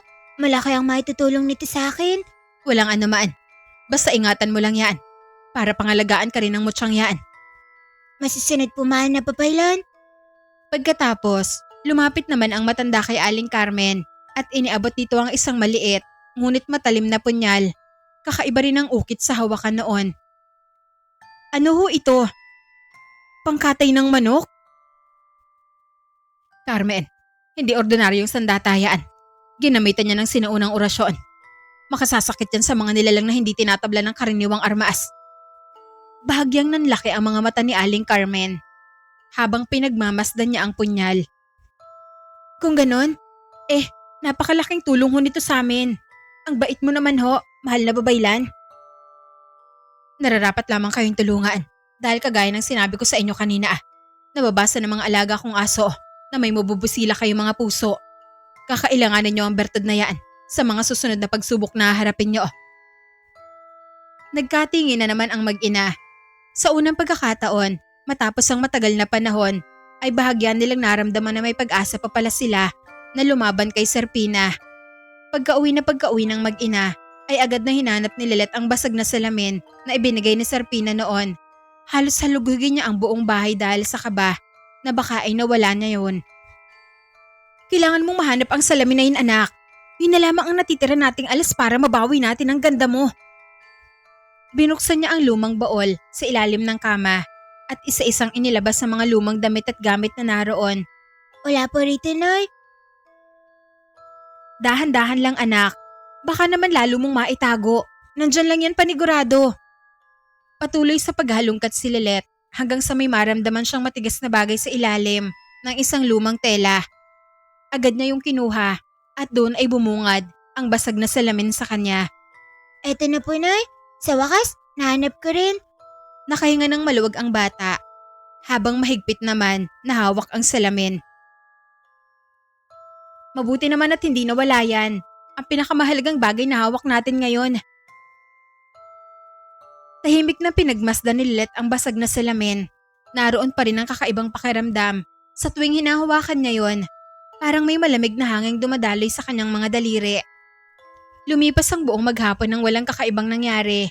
Ngunit pagsapit ng gabi ay unti-unting nagbago ang paligid. Maliwanag ang bilog na buwan, ngunit kakaiba ang ihip ng hangin. Malamig yun at mabigat sa pakiramdam. Maging ang mga aso sa baryo ay sunod-sunod na tumatahol habang may mga uwak ding paikot-ikot sa kalangitan. Nanay, pakiramdam ko, may mangyayari ngayong gabi. Iba po ang katob ko. Tumango si Aling Carmen habang mahigpit na hawak ang mahiwagang punyal. Nararamdaman ko rin, umiinit itong punyal na bigay ng babaylan. Mukhang may masasamang nilalang na naman naggumagala. Biglang napatingin si Lilet sa basag na salamin na hawak-hawak niya. Baka ito ng pagkakataon natin para makakuha ng dugo ng aswang. Tahimik naman na napaisip si Aling Carmen bago ito marahang tumango. Tama ka anak, dahil hindi natin alam kung kailan ulit tayo magkakaroon ng ganitong pagkakataon. Simulan na natin ang ating misyon. Mabilis silang naghanda. Binalot nila ng itim na tela ang kanilang mga mukha upang hindi sila makilala ng mga tao sa baryo. Hindi na rin ginamit ni Lilet ang pulang balabal dahil nakita na yun ng ilan noon. Mahigpit ding isinabit ni Lilet sa kanyang leegang mutya na bigay ng babaylan habang ikinubli naman ni Aling Carmen ang mahiwagang punyal sa kanyang bewang. Tahimik silang lumabas ng bahay at nagmasid sa paligid. Halos wala ng tao sa labas dahil karamihan ay nakakulong na sa kanilang tahanan. Habang naglalakad sila sa madilim na daan, ay bigla silang nakarinig ng malakas na sigawan mula naman sa dulo ng baryo. Tulong! May aswang! Tulungan niyo ako! Mabilis na tumakbo ang mag-ina papunta sa direksyon kung saan nagmumula ang ingay. At pagdating nila ay agad nilang nakita ang isang malaking aswang na nasa bubong ng isang bahay. Mahaba ang kuko nito habang pilit winawasak ang bubong gamit ang mga kamay nito. Sa loob ng bahay ay maririnig ang iyak at sigaw ng mga tao. Nagkatinginan sina Lilet at Aling Carmen. Parang alam na kaagad nila ang gagawin.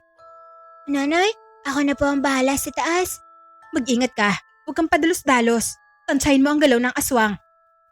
Mabilis na umakyat si Lilet sa gilid ng bahay gamit ang hagdan na yari sa kawayan. Ngunit pag-akyat niya ay agad siyang napansin ng aswang. Natigilan na lamang ang nilalang dahil sa pagdating ni Lilet. Ay aswang, kung napapatanong ko kung sino ako ay isang karpintero. Nandito ako para ayusin ang bubong nila. Ikaw lang palang sumisira ha? Nangunot ang mukha ng aswang. Baka sa mga mata nito ang pagtataka at pagkainis sa bata. Mabilis itong sumugod kay Lilet, ngunit agad yumuko ang bata dahilan upang dumiretso ang mukha ng aswang sa matigas na bahagi ng bubong. Ay sorry, hindi ko sinasadya. Galit na tumayo ang nilalang, ngunit umakit na rin pala ng palihim si Aling Carmen sa bubong. Nang magkaroon ng sapat na pagkakataon, sinaksak agad ni Carmen ang mahiwagang punyal ang paa ng nilalang mula sa ibaba. Napahiyaw ang nilalang dahil sa sobrang hapde na dulot ng mahiwagang punyal. Nang dahil sa mga tulad niyong aswang, maraming pamilyang nasisira dahil nawawalan ng mahal nila sa buhay. Oras na para tubusin niyo ang mga kasalanan niyo. Biglang kumislap ang mutya ni Lilet habang mabilis niyang tinaga ang braso ng aswang gamit ang kanyang itak. Wari bang dumaloy sa kanyang tangan na itak ang hiwaga na nagmumula sa kanyang mutya. Nanghina kaagad ang nilalang, tila sinisipsip ng mutya ang lakas nito. Ang ingay mo naman para kang chicharon kapag dinudurog. Baka pwedeng hinaan mo muna ang boses mo. Maraming natutulog sa loob ng bahay na to. Pilit na umatras ang aswang, ngunit nadulas ito sa bubong at malakas na bumagsak sa lupa. Pagkabagsak nito ay mabilis itong pinuntahan ni Aling Carmen at muling itinarak ang mahiwagang punyal sa dibdib ng nilalang. Unti-unting nagsimulang matuyo ang katawan ng aswang. Nangisay ito ng ilang sandali bago nagsimula na maging abo. Anak, ang salamin! Bilisan mo! Bago pa tuluyang maging abo ang aswang na yan! Apo, Nay, nandiyan na po. Sa hindi inaasahang tagpo ay lumundag ang bata mula sa bubong patungo sa ibaba. Hindi niya akalain kung paanong hindi man lang siya nasaktan sa kanyang pagkakabagsak. Nakatayo pa rin siya na para bang walang nangyari, kasabay ng pagkislap ng kanyang mutya. Huwag ka munang maging apo, pahingi mo na ng tuko mo. Bago tuluyang mawala ang nilalang, ay mabilis na kumuha si Lilet ng isang patak ng dugo nito gamit ang basag na salamin. Pagdampi pa lamang ng dugo sa salamin, ay biglang kumislap yon. Unti-unting gumapang ang dugo sa basag na bahagi ng salamin na para bang buhay. Nanlaki ang mga mata ni Lilet habang sinusuri niya ang salamin. Tingnan niyo po, Nay. Bakit? May nangyari ba? Tahimik na pinagmasdan ng mag-ina ang salamin at dahan-dahan, bahagyang naghilom ang isa sa mga guhit ng basag nito. Mahigpit na hinawakan ni Lilet ang basag na salamin habang hindi inaalis ang tingin dito. Bahagyang nanginginig pa ang kanyang kamay dahil sa nangyari. Ngunit hindi niya maitago ang pagtataka sa unti-unting paghilom ng basag nun. Unti-unti ring umiikot sa loob nun ang maitim na kulay ng dugo ng aswang. Nanay, parang may buhay ang salamin. Baka pwede man ang subukan ng bulong na itinuro ng babaylan. Bahagya namang napalunok si Lilet. Tahimik niyang ipinikit sandali ang kanyang mga mata habang inaalala ang mga salita na itinuro sa kanya ng matandang babaylan. Pagkatapos, dahan-dahan niyang inilapit ang salamin sa kanyang mukha. Sa dugong inalay ng dilim at pangis, unti-unting mapigdalang sampang kumikislit sa aking balat at anyo. Sa bisa ng mutya at lihim na salamin, maibalik ang ninakaw. Ang kasinungalingan ay maitakwil. Pagsambit pa lamang ni Lilet ng bulong ay agad na nagliwanag ng bahagya ang basag na salamin. Napaatras ng konti si Aling Carmen. Maging ang mutyang suot ni Lilet ay marahang kumislap. Unti-unting humupa ang malamig na hangin sa paligid habang tila may mahinang ugong na lumalabas mula sa salamin. Nanay, gumagana po. Kumisla pa ang salamin. Dahan-dahang lumapit si Aling Carmen habang baka sa mukha nito ang pananabik. Totoo nga, unti-unti nang nababawasan ng sumpa, kagaya ng salamin na nabawasan ng basag. Nabawasan din ang kulubot sa iyong mukha, anak. Kung ganun po, kailangan natin makapatay pa ng maraming aswang. Gaanoon na nga. Higit sa lahat, kailangan na mapatay din natin si Serpina. Kung hindi man, kahit makakuha man lang tayo ng dugo niya. Muli namang tiningnan ni Lilet ang salamin. Bagaman maliit pa lamang ang naging pagbabago, ay malinaw nilang nakita na may isang bahagi ng basag na tuluyan ng naghilom. Sa unang pagkakataon, matapos ang matagal na panahon, ay nakaramdam si Lilet ng pag-asa. Ibig sabihin po, kapag nakumpleto natin ang dugo ng mga aswang, mabubuo ulit ang salamin, pati na rin ang aking mukha. At kapag nabuo natin yan, magagamit na natin laban kay Serpina, anak. Mahigpit na napahawak si Lilet sa salamin habang baka sa kanyang mukha ang pananabik at determinasyon. Parang mas ginanahan po ako maghanap pa ng maraming aswang. Makakatulong na tayo. Babalik pa sa normal ang aking mukha. Mukhang hindi na tayo pwedeng umatras ngayon. Magandang panimula ito ng ating misyon, anak. Hindi na ba talaga tayo aatras, Nay? Hanggat hindi ko na ibabalik ang mukha ko at napaparisahan sa Serpina, hindi ako titigil. Hindi lang po natin ito laban. Laban din ito ng mga taong biktima at magiging biktima po na Serpina. Unti-unti nang napapalitan ng tapang at matinding pagnanais na wakasan ng sumpang sumira sa buhay ni Lilet. Noong gabi rin yon, habang pauwi na ang mag-ina, napansin nila ang isang kakaibang nilalang sa gitna ng daan. Mukhang sinuswerte na naman tayo ngayon, Nay. May aswang na naman yata. Maghunos dili ka, anak. Baka lasing lang yan. Suriin muna natin ng maigi.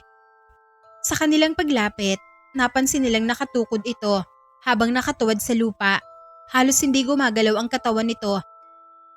Habang tila may inaamoy sa maputik na daan, mahaba ang buhok na halos gumagapang na sa lupa, habang nakabaluktot naman ng kakaiba ang mga paa, pati na rin ang braso nito. Saglit lang, Nay. Sigurado akong aswang ang isa ngayon. Walang matinong tao ang gagawa ng ganyan sa gitna ng madilim na daan tulad nito. Ang ingay mo naman anak. Baka magalit siya sa atin. Mukhang abala siya sa pagyo-yoga. Maya-maya lamang ay biglang kumilos ang nilalang. Dahan-dahang umikot ang ulo nito patungo sa direksyon ng mag-ina na para bang walang buto. Doon ay harapang nakita ng dalawa ang namumulang mga mata ng nilalang. Dugo ang labi at hindi kaaya-ayang porma ng mga ngipin nito. Aakalain mo na isang uri ng bagong usbong na hayop na gutom. Subalit imbes na matakot, ay natuwa pa si Lilet. Baka madaragdagan na naman ang koleksyon natin. Gusto ko to. Lilet, hindi dapat tayong matuwa kaagad. Delikado ang isang ito. Ihanda mo ang sarili mo. Biglang tumayo ang nilalang at lumundag ng pasakmal patungo sa direksyon ng mag-ina. Muntika nang makagat si Aling Carmen sa leeg, subalit mabuti na lamang dahil nakailag siya. Ako na lang ang kainin mo. Mas presko ang dugo ko kaysa dyan kay nanay. Sumakma lang aswang patungo kay Lilet, pero sinalagyan ng bata gamit lamang ang kanyang itak. Ang pangit na mga ngipin mo. Para akong hindi nagsisipilyo. Ngayon, ako na magsisipilyo sa'yo gamit itong itak ko. Nagliwanag ang mutya ni Lilet. Kasunod ng pagdaloy ng liwanag nito patungo sa itak na hawak niya. Nagmistulang itak yon na may toothpaste na nagliliwanag. Isang sindot, isang hila, at sunod-sunod na maraming sindot at marami pang hila para sa'yo. Ginalaw ni Lilet ang itak sa bibig ng aswang. Nagmistula tuloy siya nagahasa ng itak gamit ang ngipin ng nilalang. Napailing na lamang si Aling Carmen dahil sa kakulitan ng kanyang anak. Anak, huwag kang masyadong kampante. Baka tayo ang makolekta niyan. Huwag mo siyang paglaruan. Mas mabangis pa yan sa mga hayop. Kumalma ka lang po, Nay. Kayang-kaya natin ang isang to. Mas naging agresibo ang nilalang. Kinagat nito ang itak ni Lilet at inihagis sa damuhan. Bigla itong nakakuha ng distansya kay Lilet. Tumutulo pa ang naghalong dugo at laway nito habang dahan-dahang lumilingon sa direksyon ng mag-ina. Mga tao, alam niyo bang gusto kong kumain ngayon ng tao? Mali. Hindi lang kami mga bastang tao. Mga antingera kami. Kami ang susugpo sa mga aswang na tulad nyo. Natigilan pa sandali ang nilalang pero hindi na pinatagal ni Lilet at kaagad niyang ibinato ang kanyang tsinelas sa mukha ng nilalang. Bakit mo naman siya binato ng tsinelas, anak? Wala ka nang tsinelas, ibinato mo pa. Para pumayamas-masan. Para malaman niya na hindi tayo basta-bastang pwedeng kainin anumang oras na gustuhin. Bumungisngis ang nilalang at mabilis na sumugod sa kanila. Ngunit mabilis ding umiwas si Lilet dahil sa sobrang bilis ng takbo ng aswang ay dumiretso ito sa puno at malakas na nauntog. Anay, parang hindi naman tayo mahihirapan sa isang to eh. Manahimik ka! Kakainin ko kayong dalawa! Tumalon muli ang aswang, ngunit mabilis na yumuko si Aling Carmen dahilan upang dumiretso ang nilalang sa maliit na kanal sa gilid ng daan. Eh naku, nalublob pa sa putik. Biglang bumaho tuloy lalo sa palikid. Galit na umahon ang aswang, ngunit bago pa ito tuluyang makatayo, ay mabilis nang sinipa ni Lilet ang mukha nito. Napaatras ang nilalang habang nahihilo. Ay nanay, magandang pagkakataon to. Para na siyang lasing. Sugatan mo na siya. Huwag mo pong papatayin kaagad para makuha natin ang dugo niya. Doon mabilis na lumapit si Aling Carmen at sinugatan ng aswang gamit ang mahiwagang punyal. Napahiyaw kaagad ang aswang. Para bang sinusunog ang sugat nito. Mabilis namang inilapit ni Lilet ang basag na salamin sa sugat ng nilalang.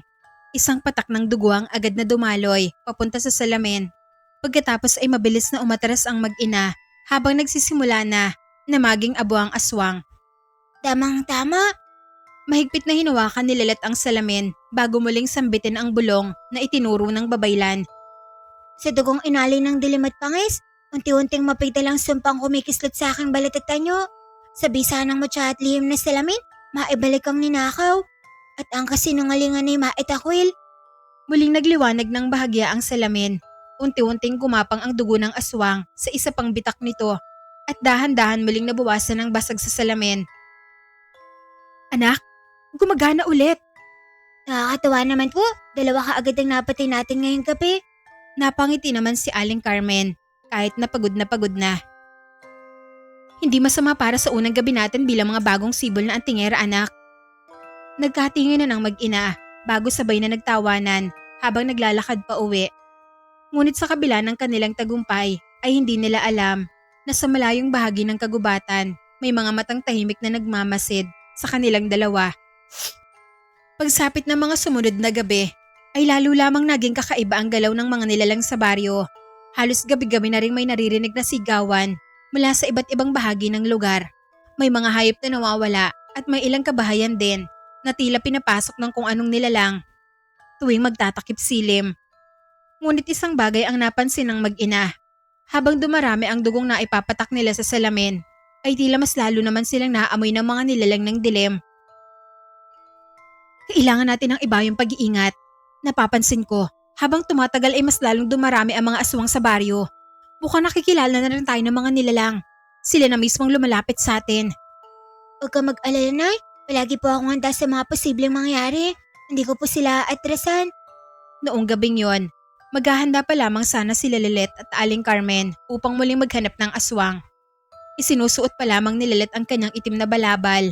Habang hinahasa naman ni Aling Carmen ang mahiwagang punyal, ay biglang may malakas na kalabog silang narinig mula sa kanilang bubungan. Nagkatinginan kaagad ang mag-ina, tila ba nangungusap ang kanilang mga mata. Nanay, narinig niyo po ba yun?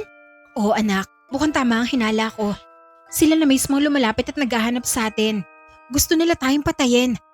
Yun po ay kung mapapatay nila tayo. Hindi ko sila uurungan. Biglang umalingongaw ang isa pang malakas na kalabog sa bubong. Nangangahulugan lamang na hindi lamang isang aswang ang nasa labas. Kasunod noon ay ang tunog ng mahahabang kuko na kumakalmot sa bubong ng kanilang bahay. Magsisimula na sila, Nay. Mukhang tama ka nga, Nay. Tayo naman ang hinahanap nila ngayon. Lalabasin na po ba natin? Hindi muna. Hayaan mo silang mapagod muna. Tinatamad pa akong lumaban. Maya-maya lamang ay may mahahabang kuko nang sumira sa bubong. Unti-unting lumitaw ang maputlang mukha ng isang aswang habang nakadungaw yon mula sa taas. Mukhang malakas ang pang-amoy niya. Saktong-sakto pa talaga dito sa pwesto natin ng paglabas ang uli niya, Nay. Huwag tayong pumayag na maging hapunan ng mga aswang na yan. Pagmasdan mo ang mga mata ng mga aswang, hindi sila sa atin nakatingin, kundi sa hawak ng salamin. Mukhang alam na nila ang tungkol sa salamin, anak. Kung ganun po, hindi ko sila hayaang kuhanin ng salamin na to. Biglang tumalon pababa ang nilalang, dahilan upang mabasag ang bahagi ng kanilang sahig. Mabilis na umatras, sina Lilet at Aling Carmen. Tatagan mo ang loob mo, anak. Itago mo muna ang salamin. Hindi pwedeng mapasa kamay nila yan. Paano kung makuha nila ito sa atin, Nay? Mawawala na ba ng pag-asa na maibalik sa dati ang mukha ko? Kaya nga hindi pwede na pagpatalo sa mga aswang, anak. Hindi natin isusuko sa kanila ang salamin. Galit na sumugod ang aswang, ngunit mabilis na humarang si Aling Carmen gamit ang mahiwagang punyal. Nagliyab ng bahagya ang talim nang masugatan nito ang braso ng nilalang. Napahayaw kaagad ang aswang at mabilis namang umakyat si Lilet sa ibabaw ng mesa at tumalon papunta sa likuran ng aswang. Dito ka tumingin? Ang kalabanin mo. Paglingon ng nilalang, agad niya itong binatukan gamit ang kawali na nadampot niya lang din sa mesa. Natulala ang aswang dahil sa malakas na pagpukpok na ginawa ng bata. Ganito pala ang pakiramdam kapag naging masikero. Pwede na akong sumalang sa pagpapanda. Galit na galit muli itong sumugod, ngunit nadulas naman ito sa natapong tubig sa sahig. Lumagapak ang aswang na parang basahan na kinusot. Napahawak na lamang sa tiyan si Lilet dahil sa pagpipigil ng kanyang tawa. Nanay, parang hindi naman nakakatakot itong kalaban natin. Mukha lang tayo nakikipaglaro sa mga tuta. Huwag kang magpakampante. Aswang pa rin yan. Mapanganib pa rin yan, anak. Anumang oras pwede nila tayong patayin kapag nasa lisihan nila tayo. Habang pilit tumatayo ang aswang, ay mabilis itong sinaksak ni Aling Carmen ng mahiwagang punyal sa tagiliran. Napasinghal ang nilalang habang unti-unting nangihina. Doon mabilis na inilapit ni Lilet ang basag na salamin sa sugat ng aswang. Isang panibagong patak ng dugo ang maling dumaloy papunta sa salamin at bago pa man tuluyang maging abo ang nilalang, ay mabilis na sinambit muli ni Lilet ang bulong ng babaylan. Muli namang nagliwanag ang bahagya ng salamin.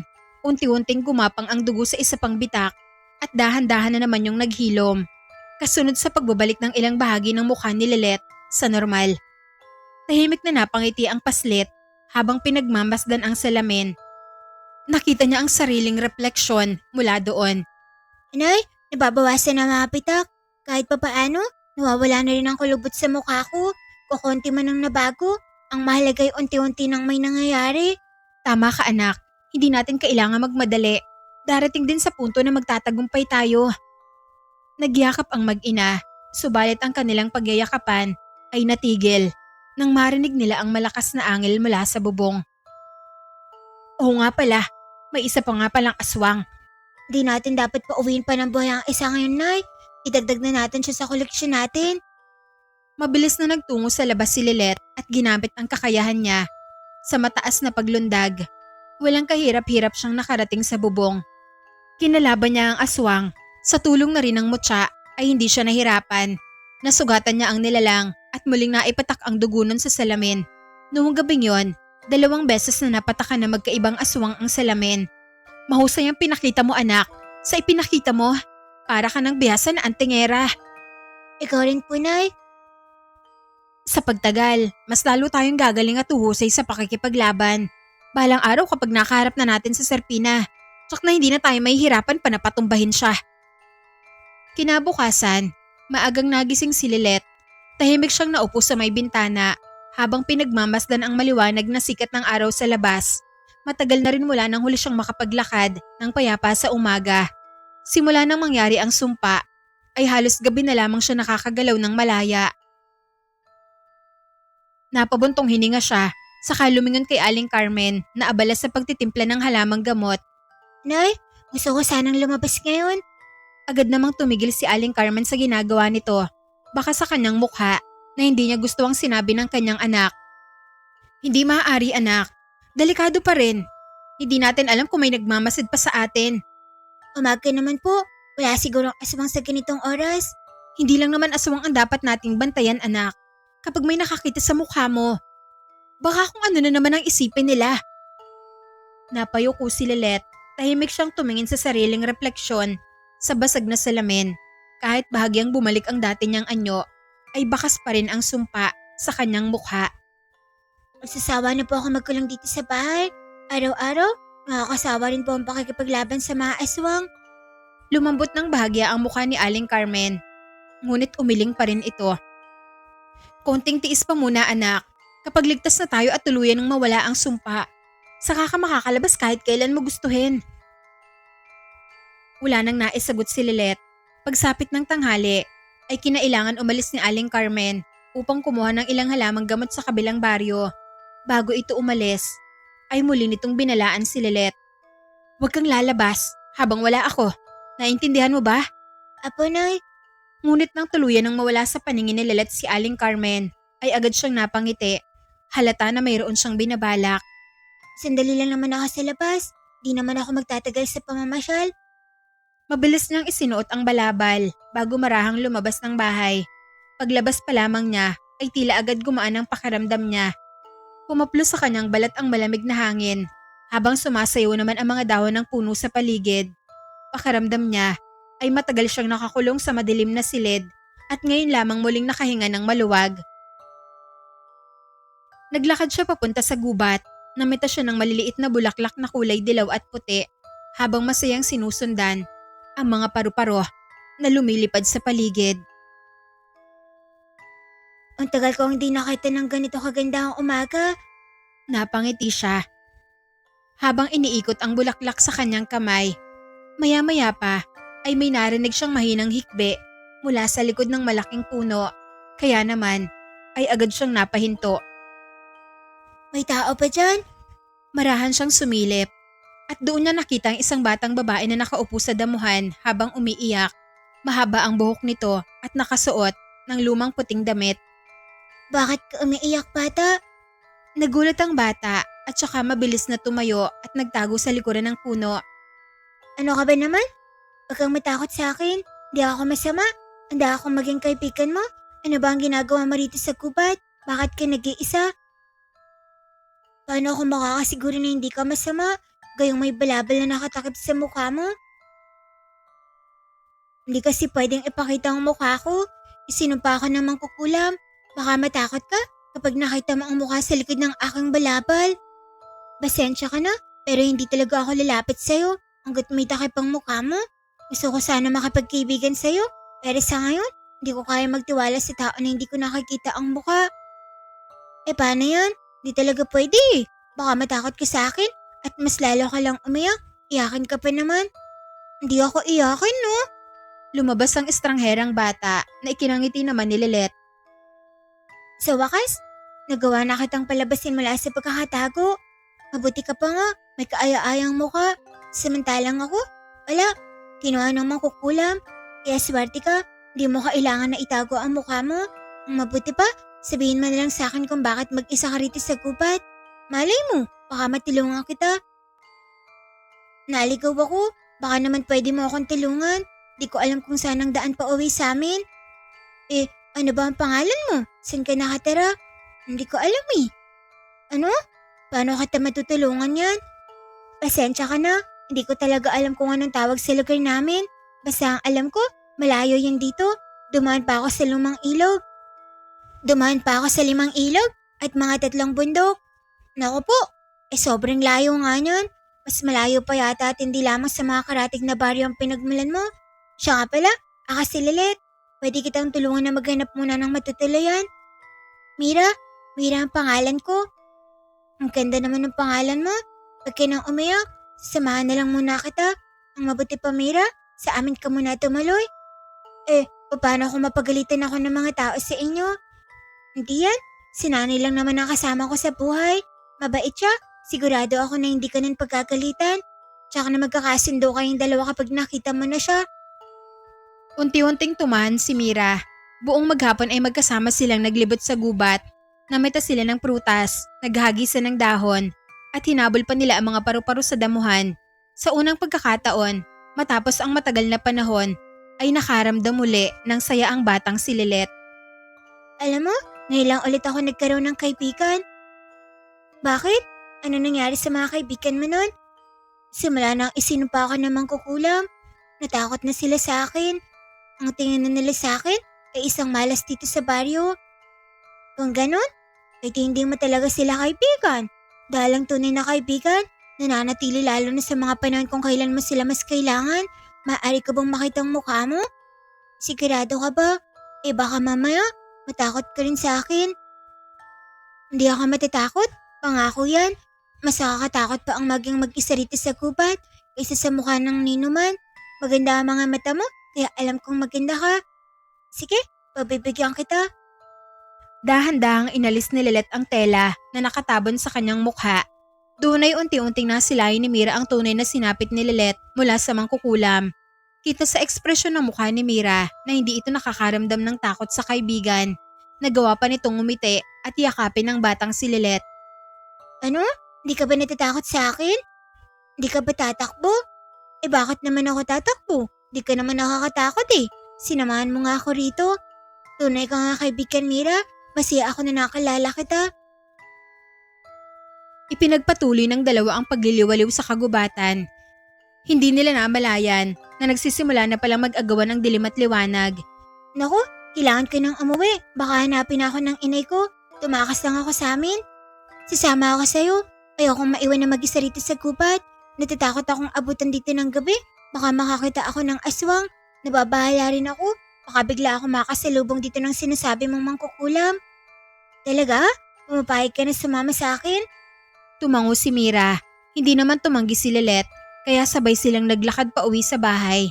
Ngunit pagdating nila sa may pintuan, ay biglang napahinto si Mira. Tila ba ayaw nitong lumapit sa entrada ng bahay. Nakatingin lamang ito sa walis tambo na nakasabit malapit sa pinto. Bakit hindi ka pumapasok? Ayoko sa walis na yan. Para siyang buhok ng mangkukulam. Natitakot ako. Ha? Walis lang naman yan eh. Kahit na, talagang natatakot ako sa walis na yan. Pakiusap, alisin mo yan dyan. Napakamot na lamang sa ulo si Lilet. Hindi niya akalaing ganoon pala ka-inosente ang bago niyang kaibigan. Ang arte mo naman. Pero sige, aalisin ko na lang yung para gumaan ang loob mo. Agad na kinuha ni Lilet ang walis tambo at saka inihagis yun palabas ng bakuran. Ayun, wala na ang walis. Tuloy ka na. Doon lamang muling umiti si Mira bago tuluyang pumasok sa loob ng bahay. Nasaan pa lang nanay mo? Hindi pa umuwi. Mamaya pa siguro yun uuwi. Kahit magpagabi siya, ayos lang. Ang mahalaga, may kasama na ako rito sa bahay. Wala nang rason pa para pabahala sa mga nilalang ng dilim. Pwede ba ako manghiram ng salamin? Matagal-tagal ko na kasing hindi nakakita ang mukha ko. Hindi mo na kailangang manilamin pa. Maganda ka na. Ako na mismo nagsasabi niyan. Talaga ba, Lilet? Oo nga, maganda ka na talaga, Mira. Maraming salamat, pero mas maniniwala ako kapag nakita ko na yung reflection ko. Pahiram naman ako ng salamin, kahit yung basag na salamin lang. Asya sige, eto ang salamin. Ako na ang hawak nito, mandalamin ka na lang. Bakit naman basag ang salamin mo? Pwede mong ipahawak sa akin yan? Hindi ko kasi masyadong makita ang sarili ko. Hindi talaga pwede, malagi sa akin ang salamin nito.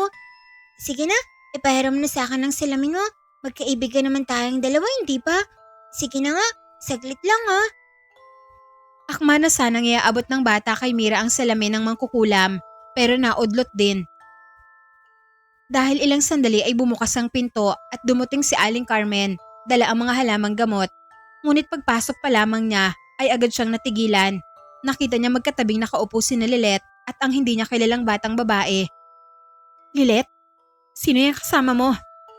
Napakunot kaagad ang noo ni Aling Carmen, hindi lamang dahil sa estrangherang batang kasama ni Lilet, kundi dahil may isa pa siyang napansin. Mabilis nang nilingon ang gilid ng pintuan. Lilet, nasa nang walis tambo na nakasabit dito? Napakamot sa ulo si Lilet at saka napatingin ng alanganin. Inalis ko po muna, Nay. Inalis mo? Bakit mo inalis? Natatakot kasi si Mira doon. Akala niya, buko daw namang kukulam. Napabuntong hininga si Aling Carmen habang mahigpit na nakatitig kay Mira. Hindi ko basta isinabit ang walis na yun sa pintuan. Proteksyon natin yung laban sa masasamang nilalang. Takot ang mga maligno sa walis tambo na nakalagay sa may entrada ng bahay. Bahagyang natigilan si Lilet at saka napalingon kay Mira. Ngunit nakangiti lamang ang bata habang tahimik na nakaupo sa gilid. Nanay naman, huwag ka nang mainit ang ulo. Kaibigan ko si Mira. Naliligaw siya sa gubat. Kaya pinatuloy ko muna siya rito. Sadyang natakot lang siya sa kwento patungkol sa mangkukulam. Kaya pati walis tambo, akala niya buko na ng mangkukulam. Tahimik lamang si Mira habang marahang yumuyuko. Nang sandaling yon, tila ba hindi na siya komportable nung dumating si Aling Carmen. Pasensya na po kung nakakaabala ako. Mira, hindi ka naman nakakaabala sa amin. Nagtatanong lang si inay dahil itinapon ko yung walis tampo niya. Ewan ko sa'yo, Lilet. Kung sino-sino na lang ang pinapatuloy mo dito sa bahay natin. Kaibigan ko po si Mira, Nay. Tinan mo siya, tanggap niya ako kahit ganito ang mukha ko. Hindi siya natatakot sa akin. Hindi kagaya ng ibang mga bata rito sa baryo. Ramdam ni Lilet ang pagdududa ng kanyang ina, kaya pilit niyang ipinagtanggol ang kaibigan. At dahil ayaw ni Aling Carmen na maging mitsayo ng gulo nilang mag-ina, ay hinayaan na lamang niya si Mira na manatili sa kanila. Sige, dito ka na muna ngayong gabi. Pero wag na wag kang lalabas ng bahay kapag dumilim na. Talaga po? Naku, ang swerte ko naman. Ang bait-bait pala ng nanay mo, Lilet. Oo naman. Sinabi ko na sa iyo eh. Mabait talaga yung nanay ko. Pagsapit ng gabi ay sabay-sabay silang kumain. Halos si Lilet lamang ang nagsasalita habang si Mira ay paminsan-minsan ang umingiti. Samantala, tahimik lamang si Aling Carmen at lihim na inoobserbahan ang bata. Nang oras na ng pagtulog ay tabi si Lilet at Mira sa higaan habang si Aling Carmen naman ay sa sala natulog. Nakakaya naman po kung dito ako sa kwarto matutulog. Ano ka ba naman, Mira? Bisita ka namin, kaya nararapat lang na sa kwarto ka matulog. Ako na lang sa sala. Sigurado po ba kayo, Aling Carmen? Oo naman, sigurado na yung si inay. Huwag ka na mahiya pa, Mira. Tara na, matulog na tayo bago pang magbago ang isip ni nanay. Ilang sandali ang lumipas, tahimik ang buong bahay. Tanging huni lamang ng kuliglig at mahinang ihip ng hangin ang maririnig sa labas. Hindi na malaya ni Lilet kung kailan siya nakatulog. Ngunit sa kalagitnaan ng gabi ay bigla siyang nakaramdam ng tila may dumudukot sa kanyang bulsa. Marahan siyang nagmulat, nanlalabo pa ang kanyang paningin. Ngunit unti-unti niyang nakita ang anyo ni Aling Carmen na nakaupo sa gilid ng higaan. Anak, pahiram muna ng salamin. Bahagyang napabangon si Lilet. Nanay, bakit po gising pa kayo? May kailangan lang akong tingnan. Sumasakit kasi ang ngipin ko. May sira yata. Inaantok pang tumingin si Lilet sa paligid, ngunit doon niya napansin na wala si Mira sa kanyang tabi. Nasaan po si Mira? Nasa sala, doon natulog, nakipagpalit siya sa akin. May kung anong kakaiba sa tono ng kanyang ina, ngunit bago pa siya makapagtanong ay may isang bagay na nakaagaw sa kanyang pansin. Napatitig siya sa ibabaw ng cabinet, naroon ang pustiso ni Aling Carmen. Lanlaki kaagad ang mga mata ni Lilet, dahan-dahan niyang ibinalik ang tingin sa kanyang kaharap. Ang babaeng nasa harapan niya ay may kumpletong ngipin. Biglang bumilis ang tibok ng puso ni Lilet. Kung nasa taas ang pustiso ni inay, ibig sabihin ay may nangyayaring mali. Turo ng bata sa kanyang isipan. Unti-unting nagliwanag ang mutyang nakasabit sa kanyang leeg. Napaatras kaagad ang kaharap niya na si Aling Carmen. At sa isang iglap ay nagbago ang anyo nito.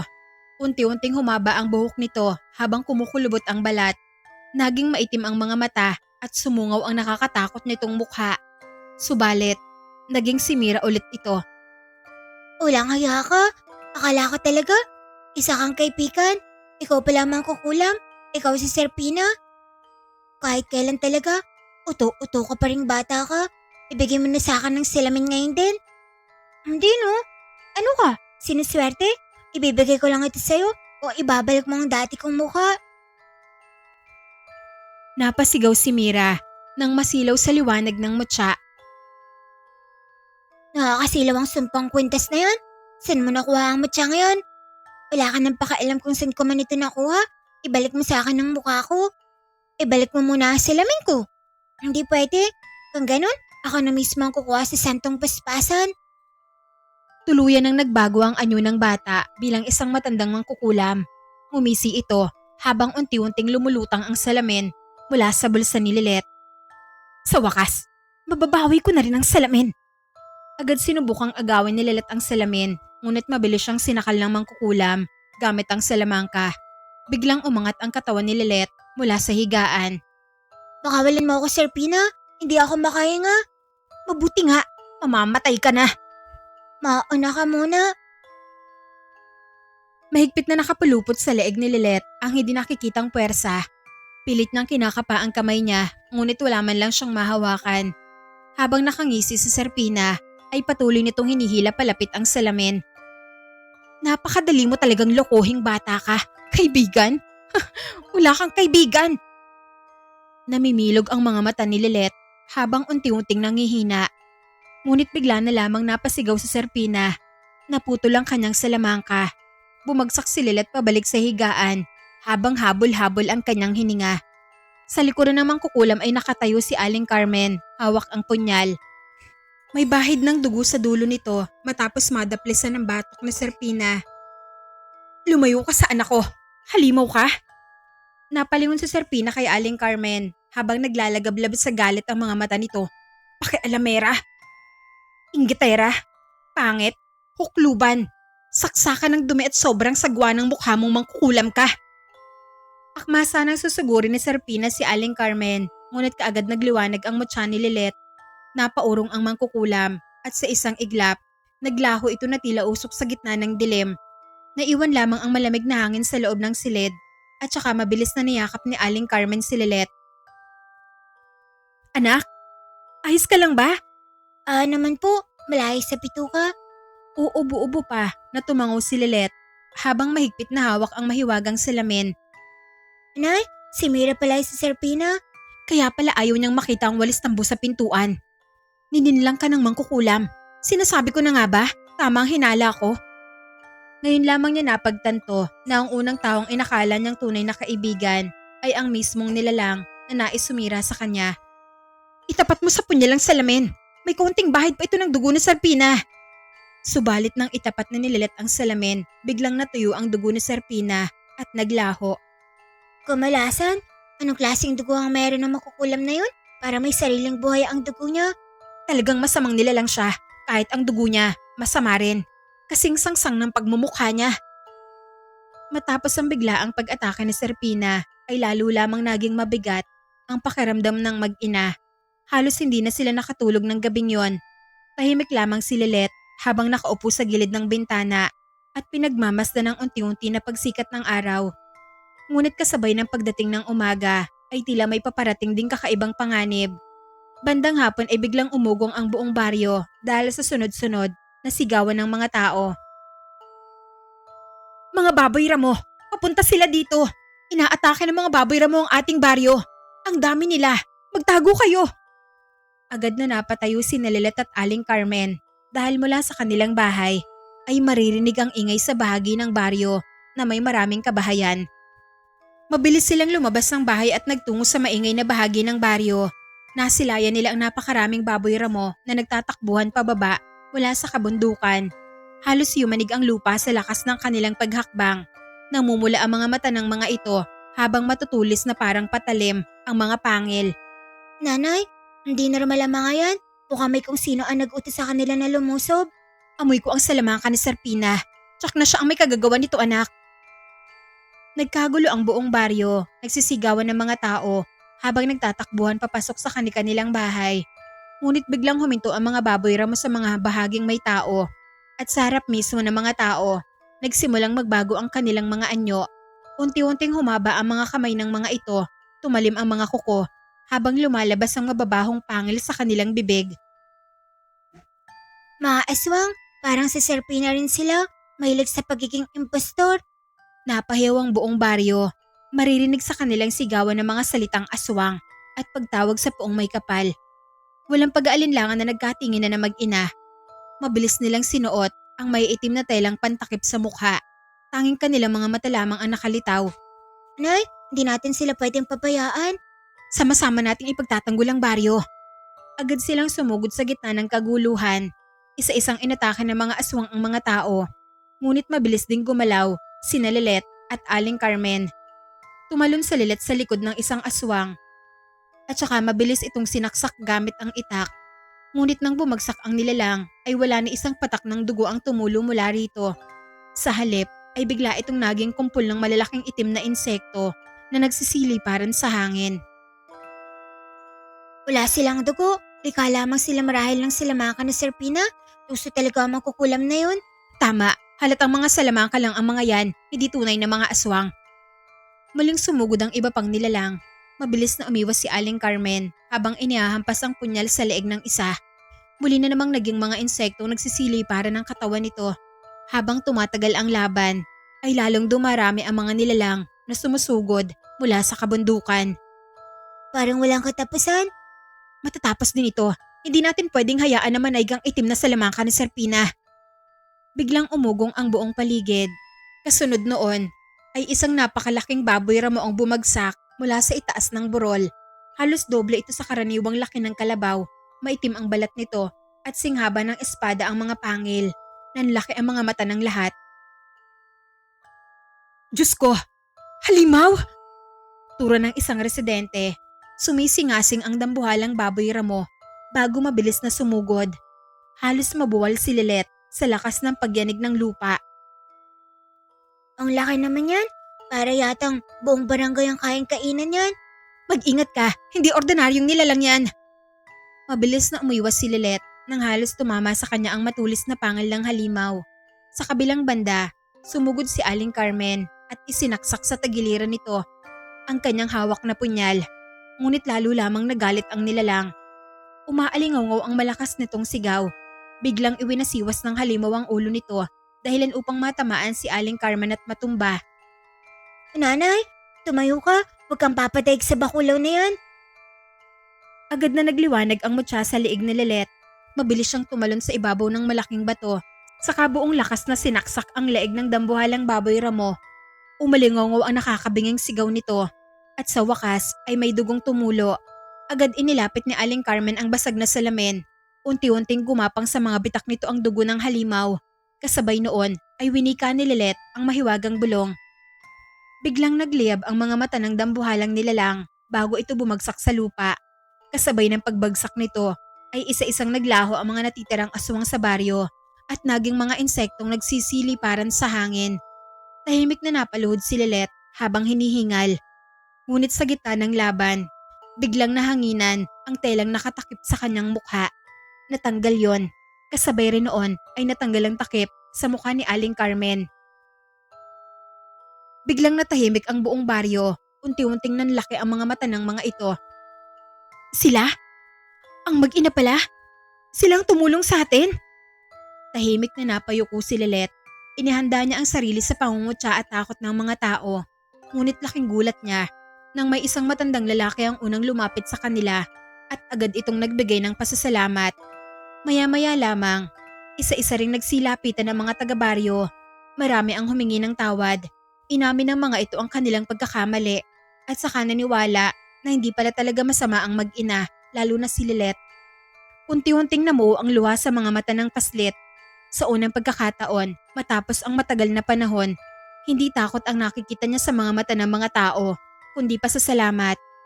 Kaya naman ay mahigpit na hinawakan ni Aling Carmen ang kamay ng kanyang anak.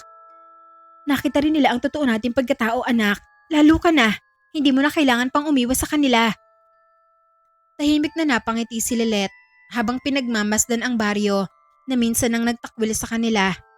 Dahan-dahang tumayo si Lilet habang mahigpit pa ring hawak ang mahiwagang salamin. Ramdam pa rin niya ang mabilis na tibok ng kanyang puso matapos ang matinding laban. Ngunit may kakaibang liwanag sa kanyang salamin ngayon. Tinan niyo po, Nay. Lumapit si Aling Carmen habang hinihingal pa rin at kapwa sila natigilan. Ang dati basag-basag na salamin ay unti-unti nang nabuo. Halos wala nang bakas ng pagkabasag dito at nanlaki naman ang mga mata ni Lilet. Nabubuo na po siya, Nay. Agad niyang tiningnan ang sariling refleksyon. Unti-unting nawala ang malalim na kulubot sa kanyang mukha. Bumalik ang mas bata niyang anyo, ngunit mas lumapit siya sa salamin ay napansin niya na hindi pa rin tuluyang nawawala ang sumpa. Naroon pa rin ang mapupulang pantal sa kanyang balat at nananatili pa rin ang malalaking ugat na tila gumagapang sa kanyang mukha. Unti-unting nawala ang kanyang ngiti. Hindi pa rin sapat. Ibig sabihin, hindi sapat ang dugo ng mga alagad na serpina. Dugo niya mismo ang kailangan natin, Nay. Sila ka ng nilalang kanina. Nabuo nito ang salamin, pero hindi pa rin sapat. Kailangan pa rin natin ng dugo ng mangkukulam na yun. Kailangan makuha natin ang dugo ng serpina para tuluyan ng mawala ang sumpa. Tahimik na tumango si Aling Carmen. Sa unang pagkakataon, matapos ang mahabang panahon, ay wala na siyang nakikitang takot sa mga mata ng anak, kundi ay tapang na lamang. Kung ganon, tayo na mismo ang hahanap sa mangkukulam. Hindi na tayo magtatago, Nay. Minsan na natin siyang nasugatan, ibig sabihin, kaya rin natin siyang patayin.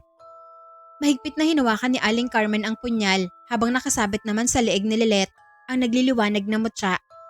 Panahon na para matapos to. Kinabukasan, agad silang naglakbay patungo sa dating bahay ng mangkukulam. Ang parehong lugar kung saan unang dinala ni Serpina si Lilet. Habang naglalakad sila sa masukal na bahagi ng kagubatan, ay lalong lumalamig ang hangin. Tila buhay ang buong paligid. Waring nasa ilalim ito ng kapangyarihan ni Serpina. Maya-maya pa, ay bigla silang nakarinig ng malakas na ugong mula sa itaas ng mga punong kahoy. Napatingala si Lilet. Lanlaki kaagad ang kanyang mga mata.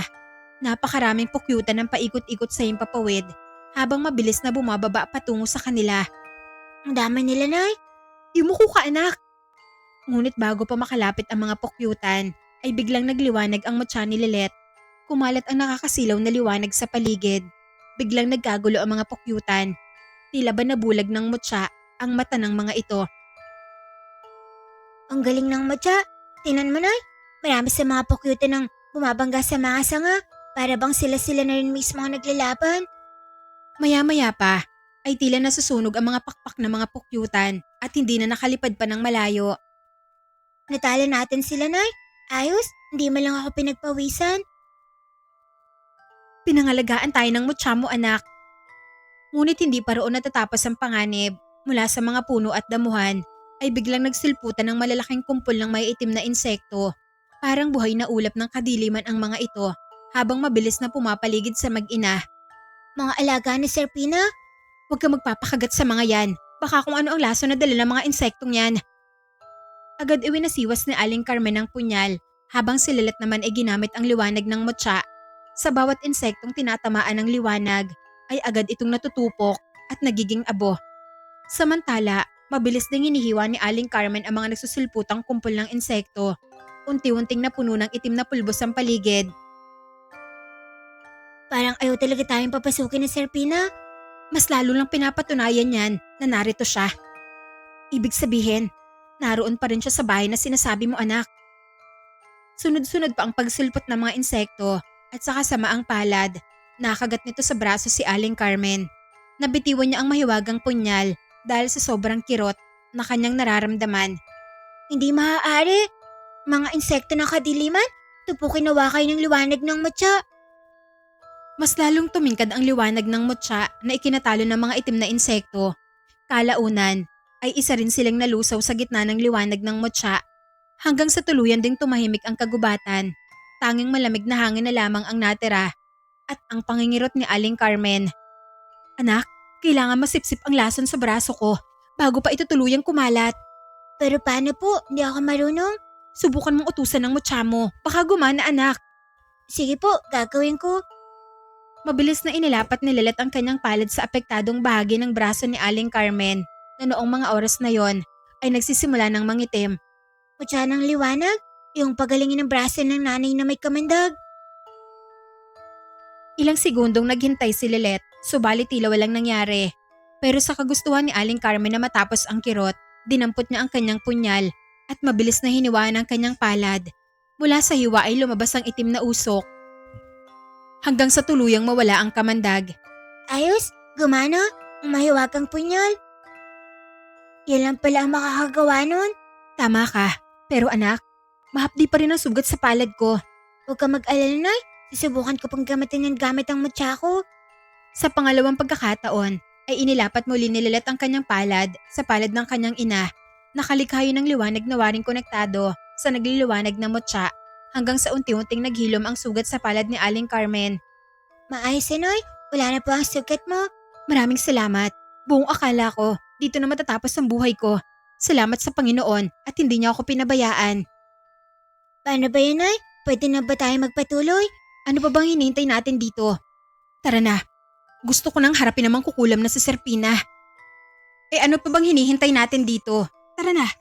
Gusto ko nang harapin namang kukulam na si Serpina.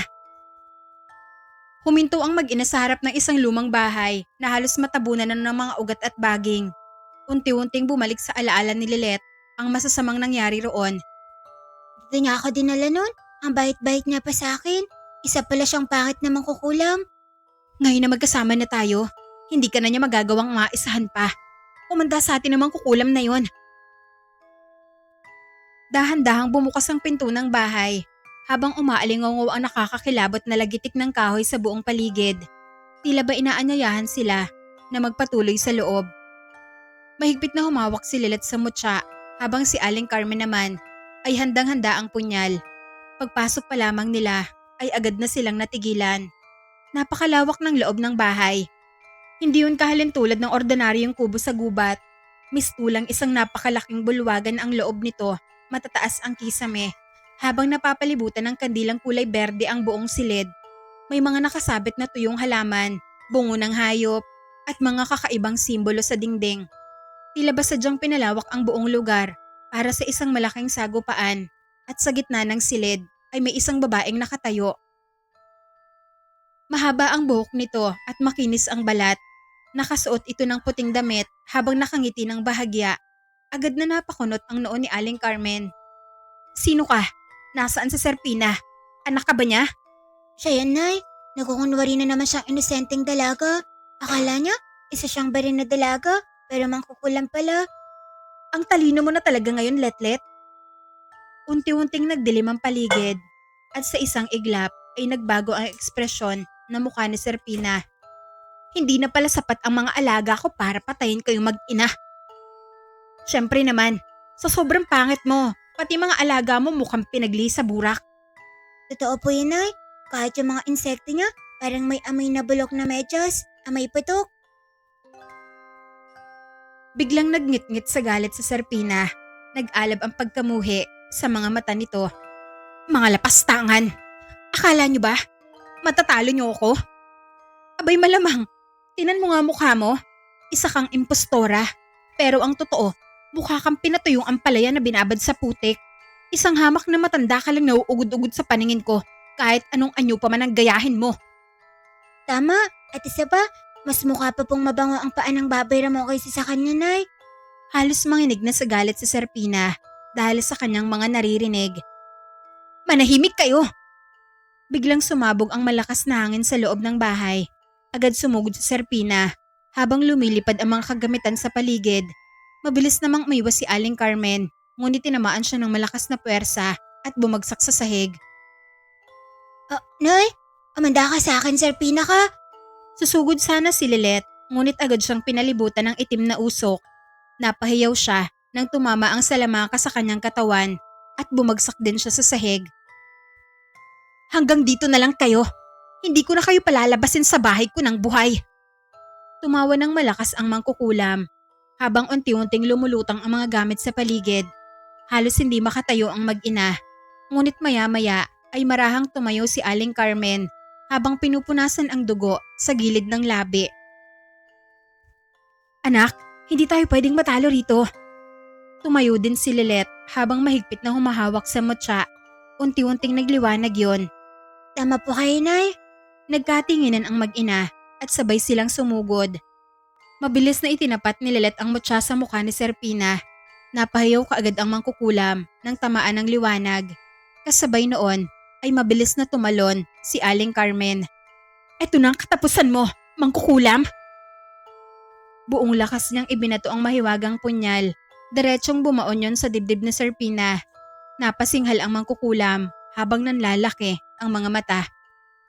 Hindi! Hindi maaari! Kasabay noon ay mas lalong nagliwanag ang mutya ni Lilet. Hindi na tuloy makagalaw sa Serpina. Unti-unti itong napaluhod. Agad inilapit ni Lilet ang salamin habang tumutulo ang dugo mula sa dibdib ng mangkukulam. Unti-unting sinipsip ng salamin ang dugo nito at saka muling winika ni Lilet ang mahiwagang bulong.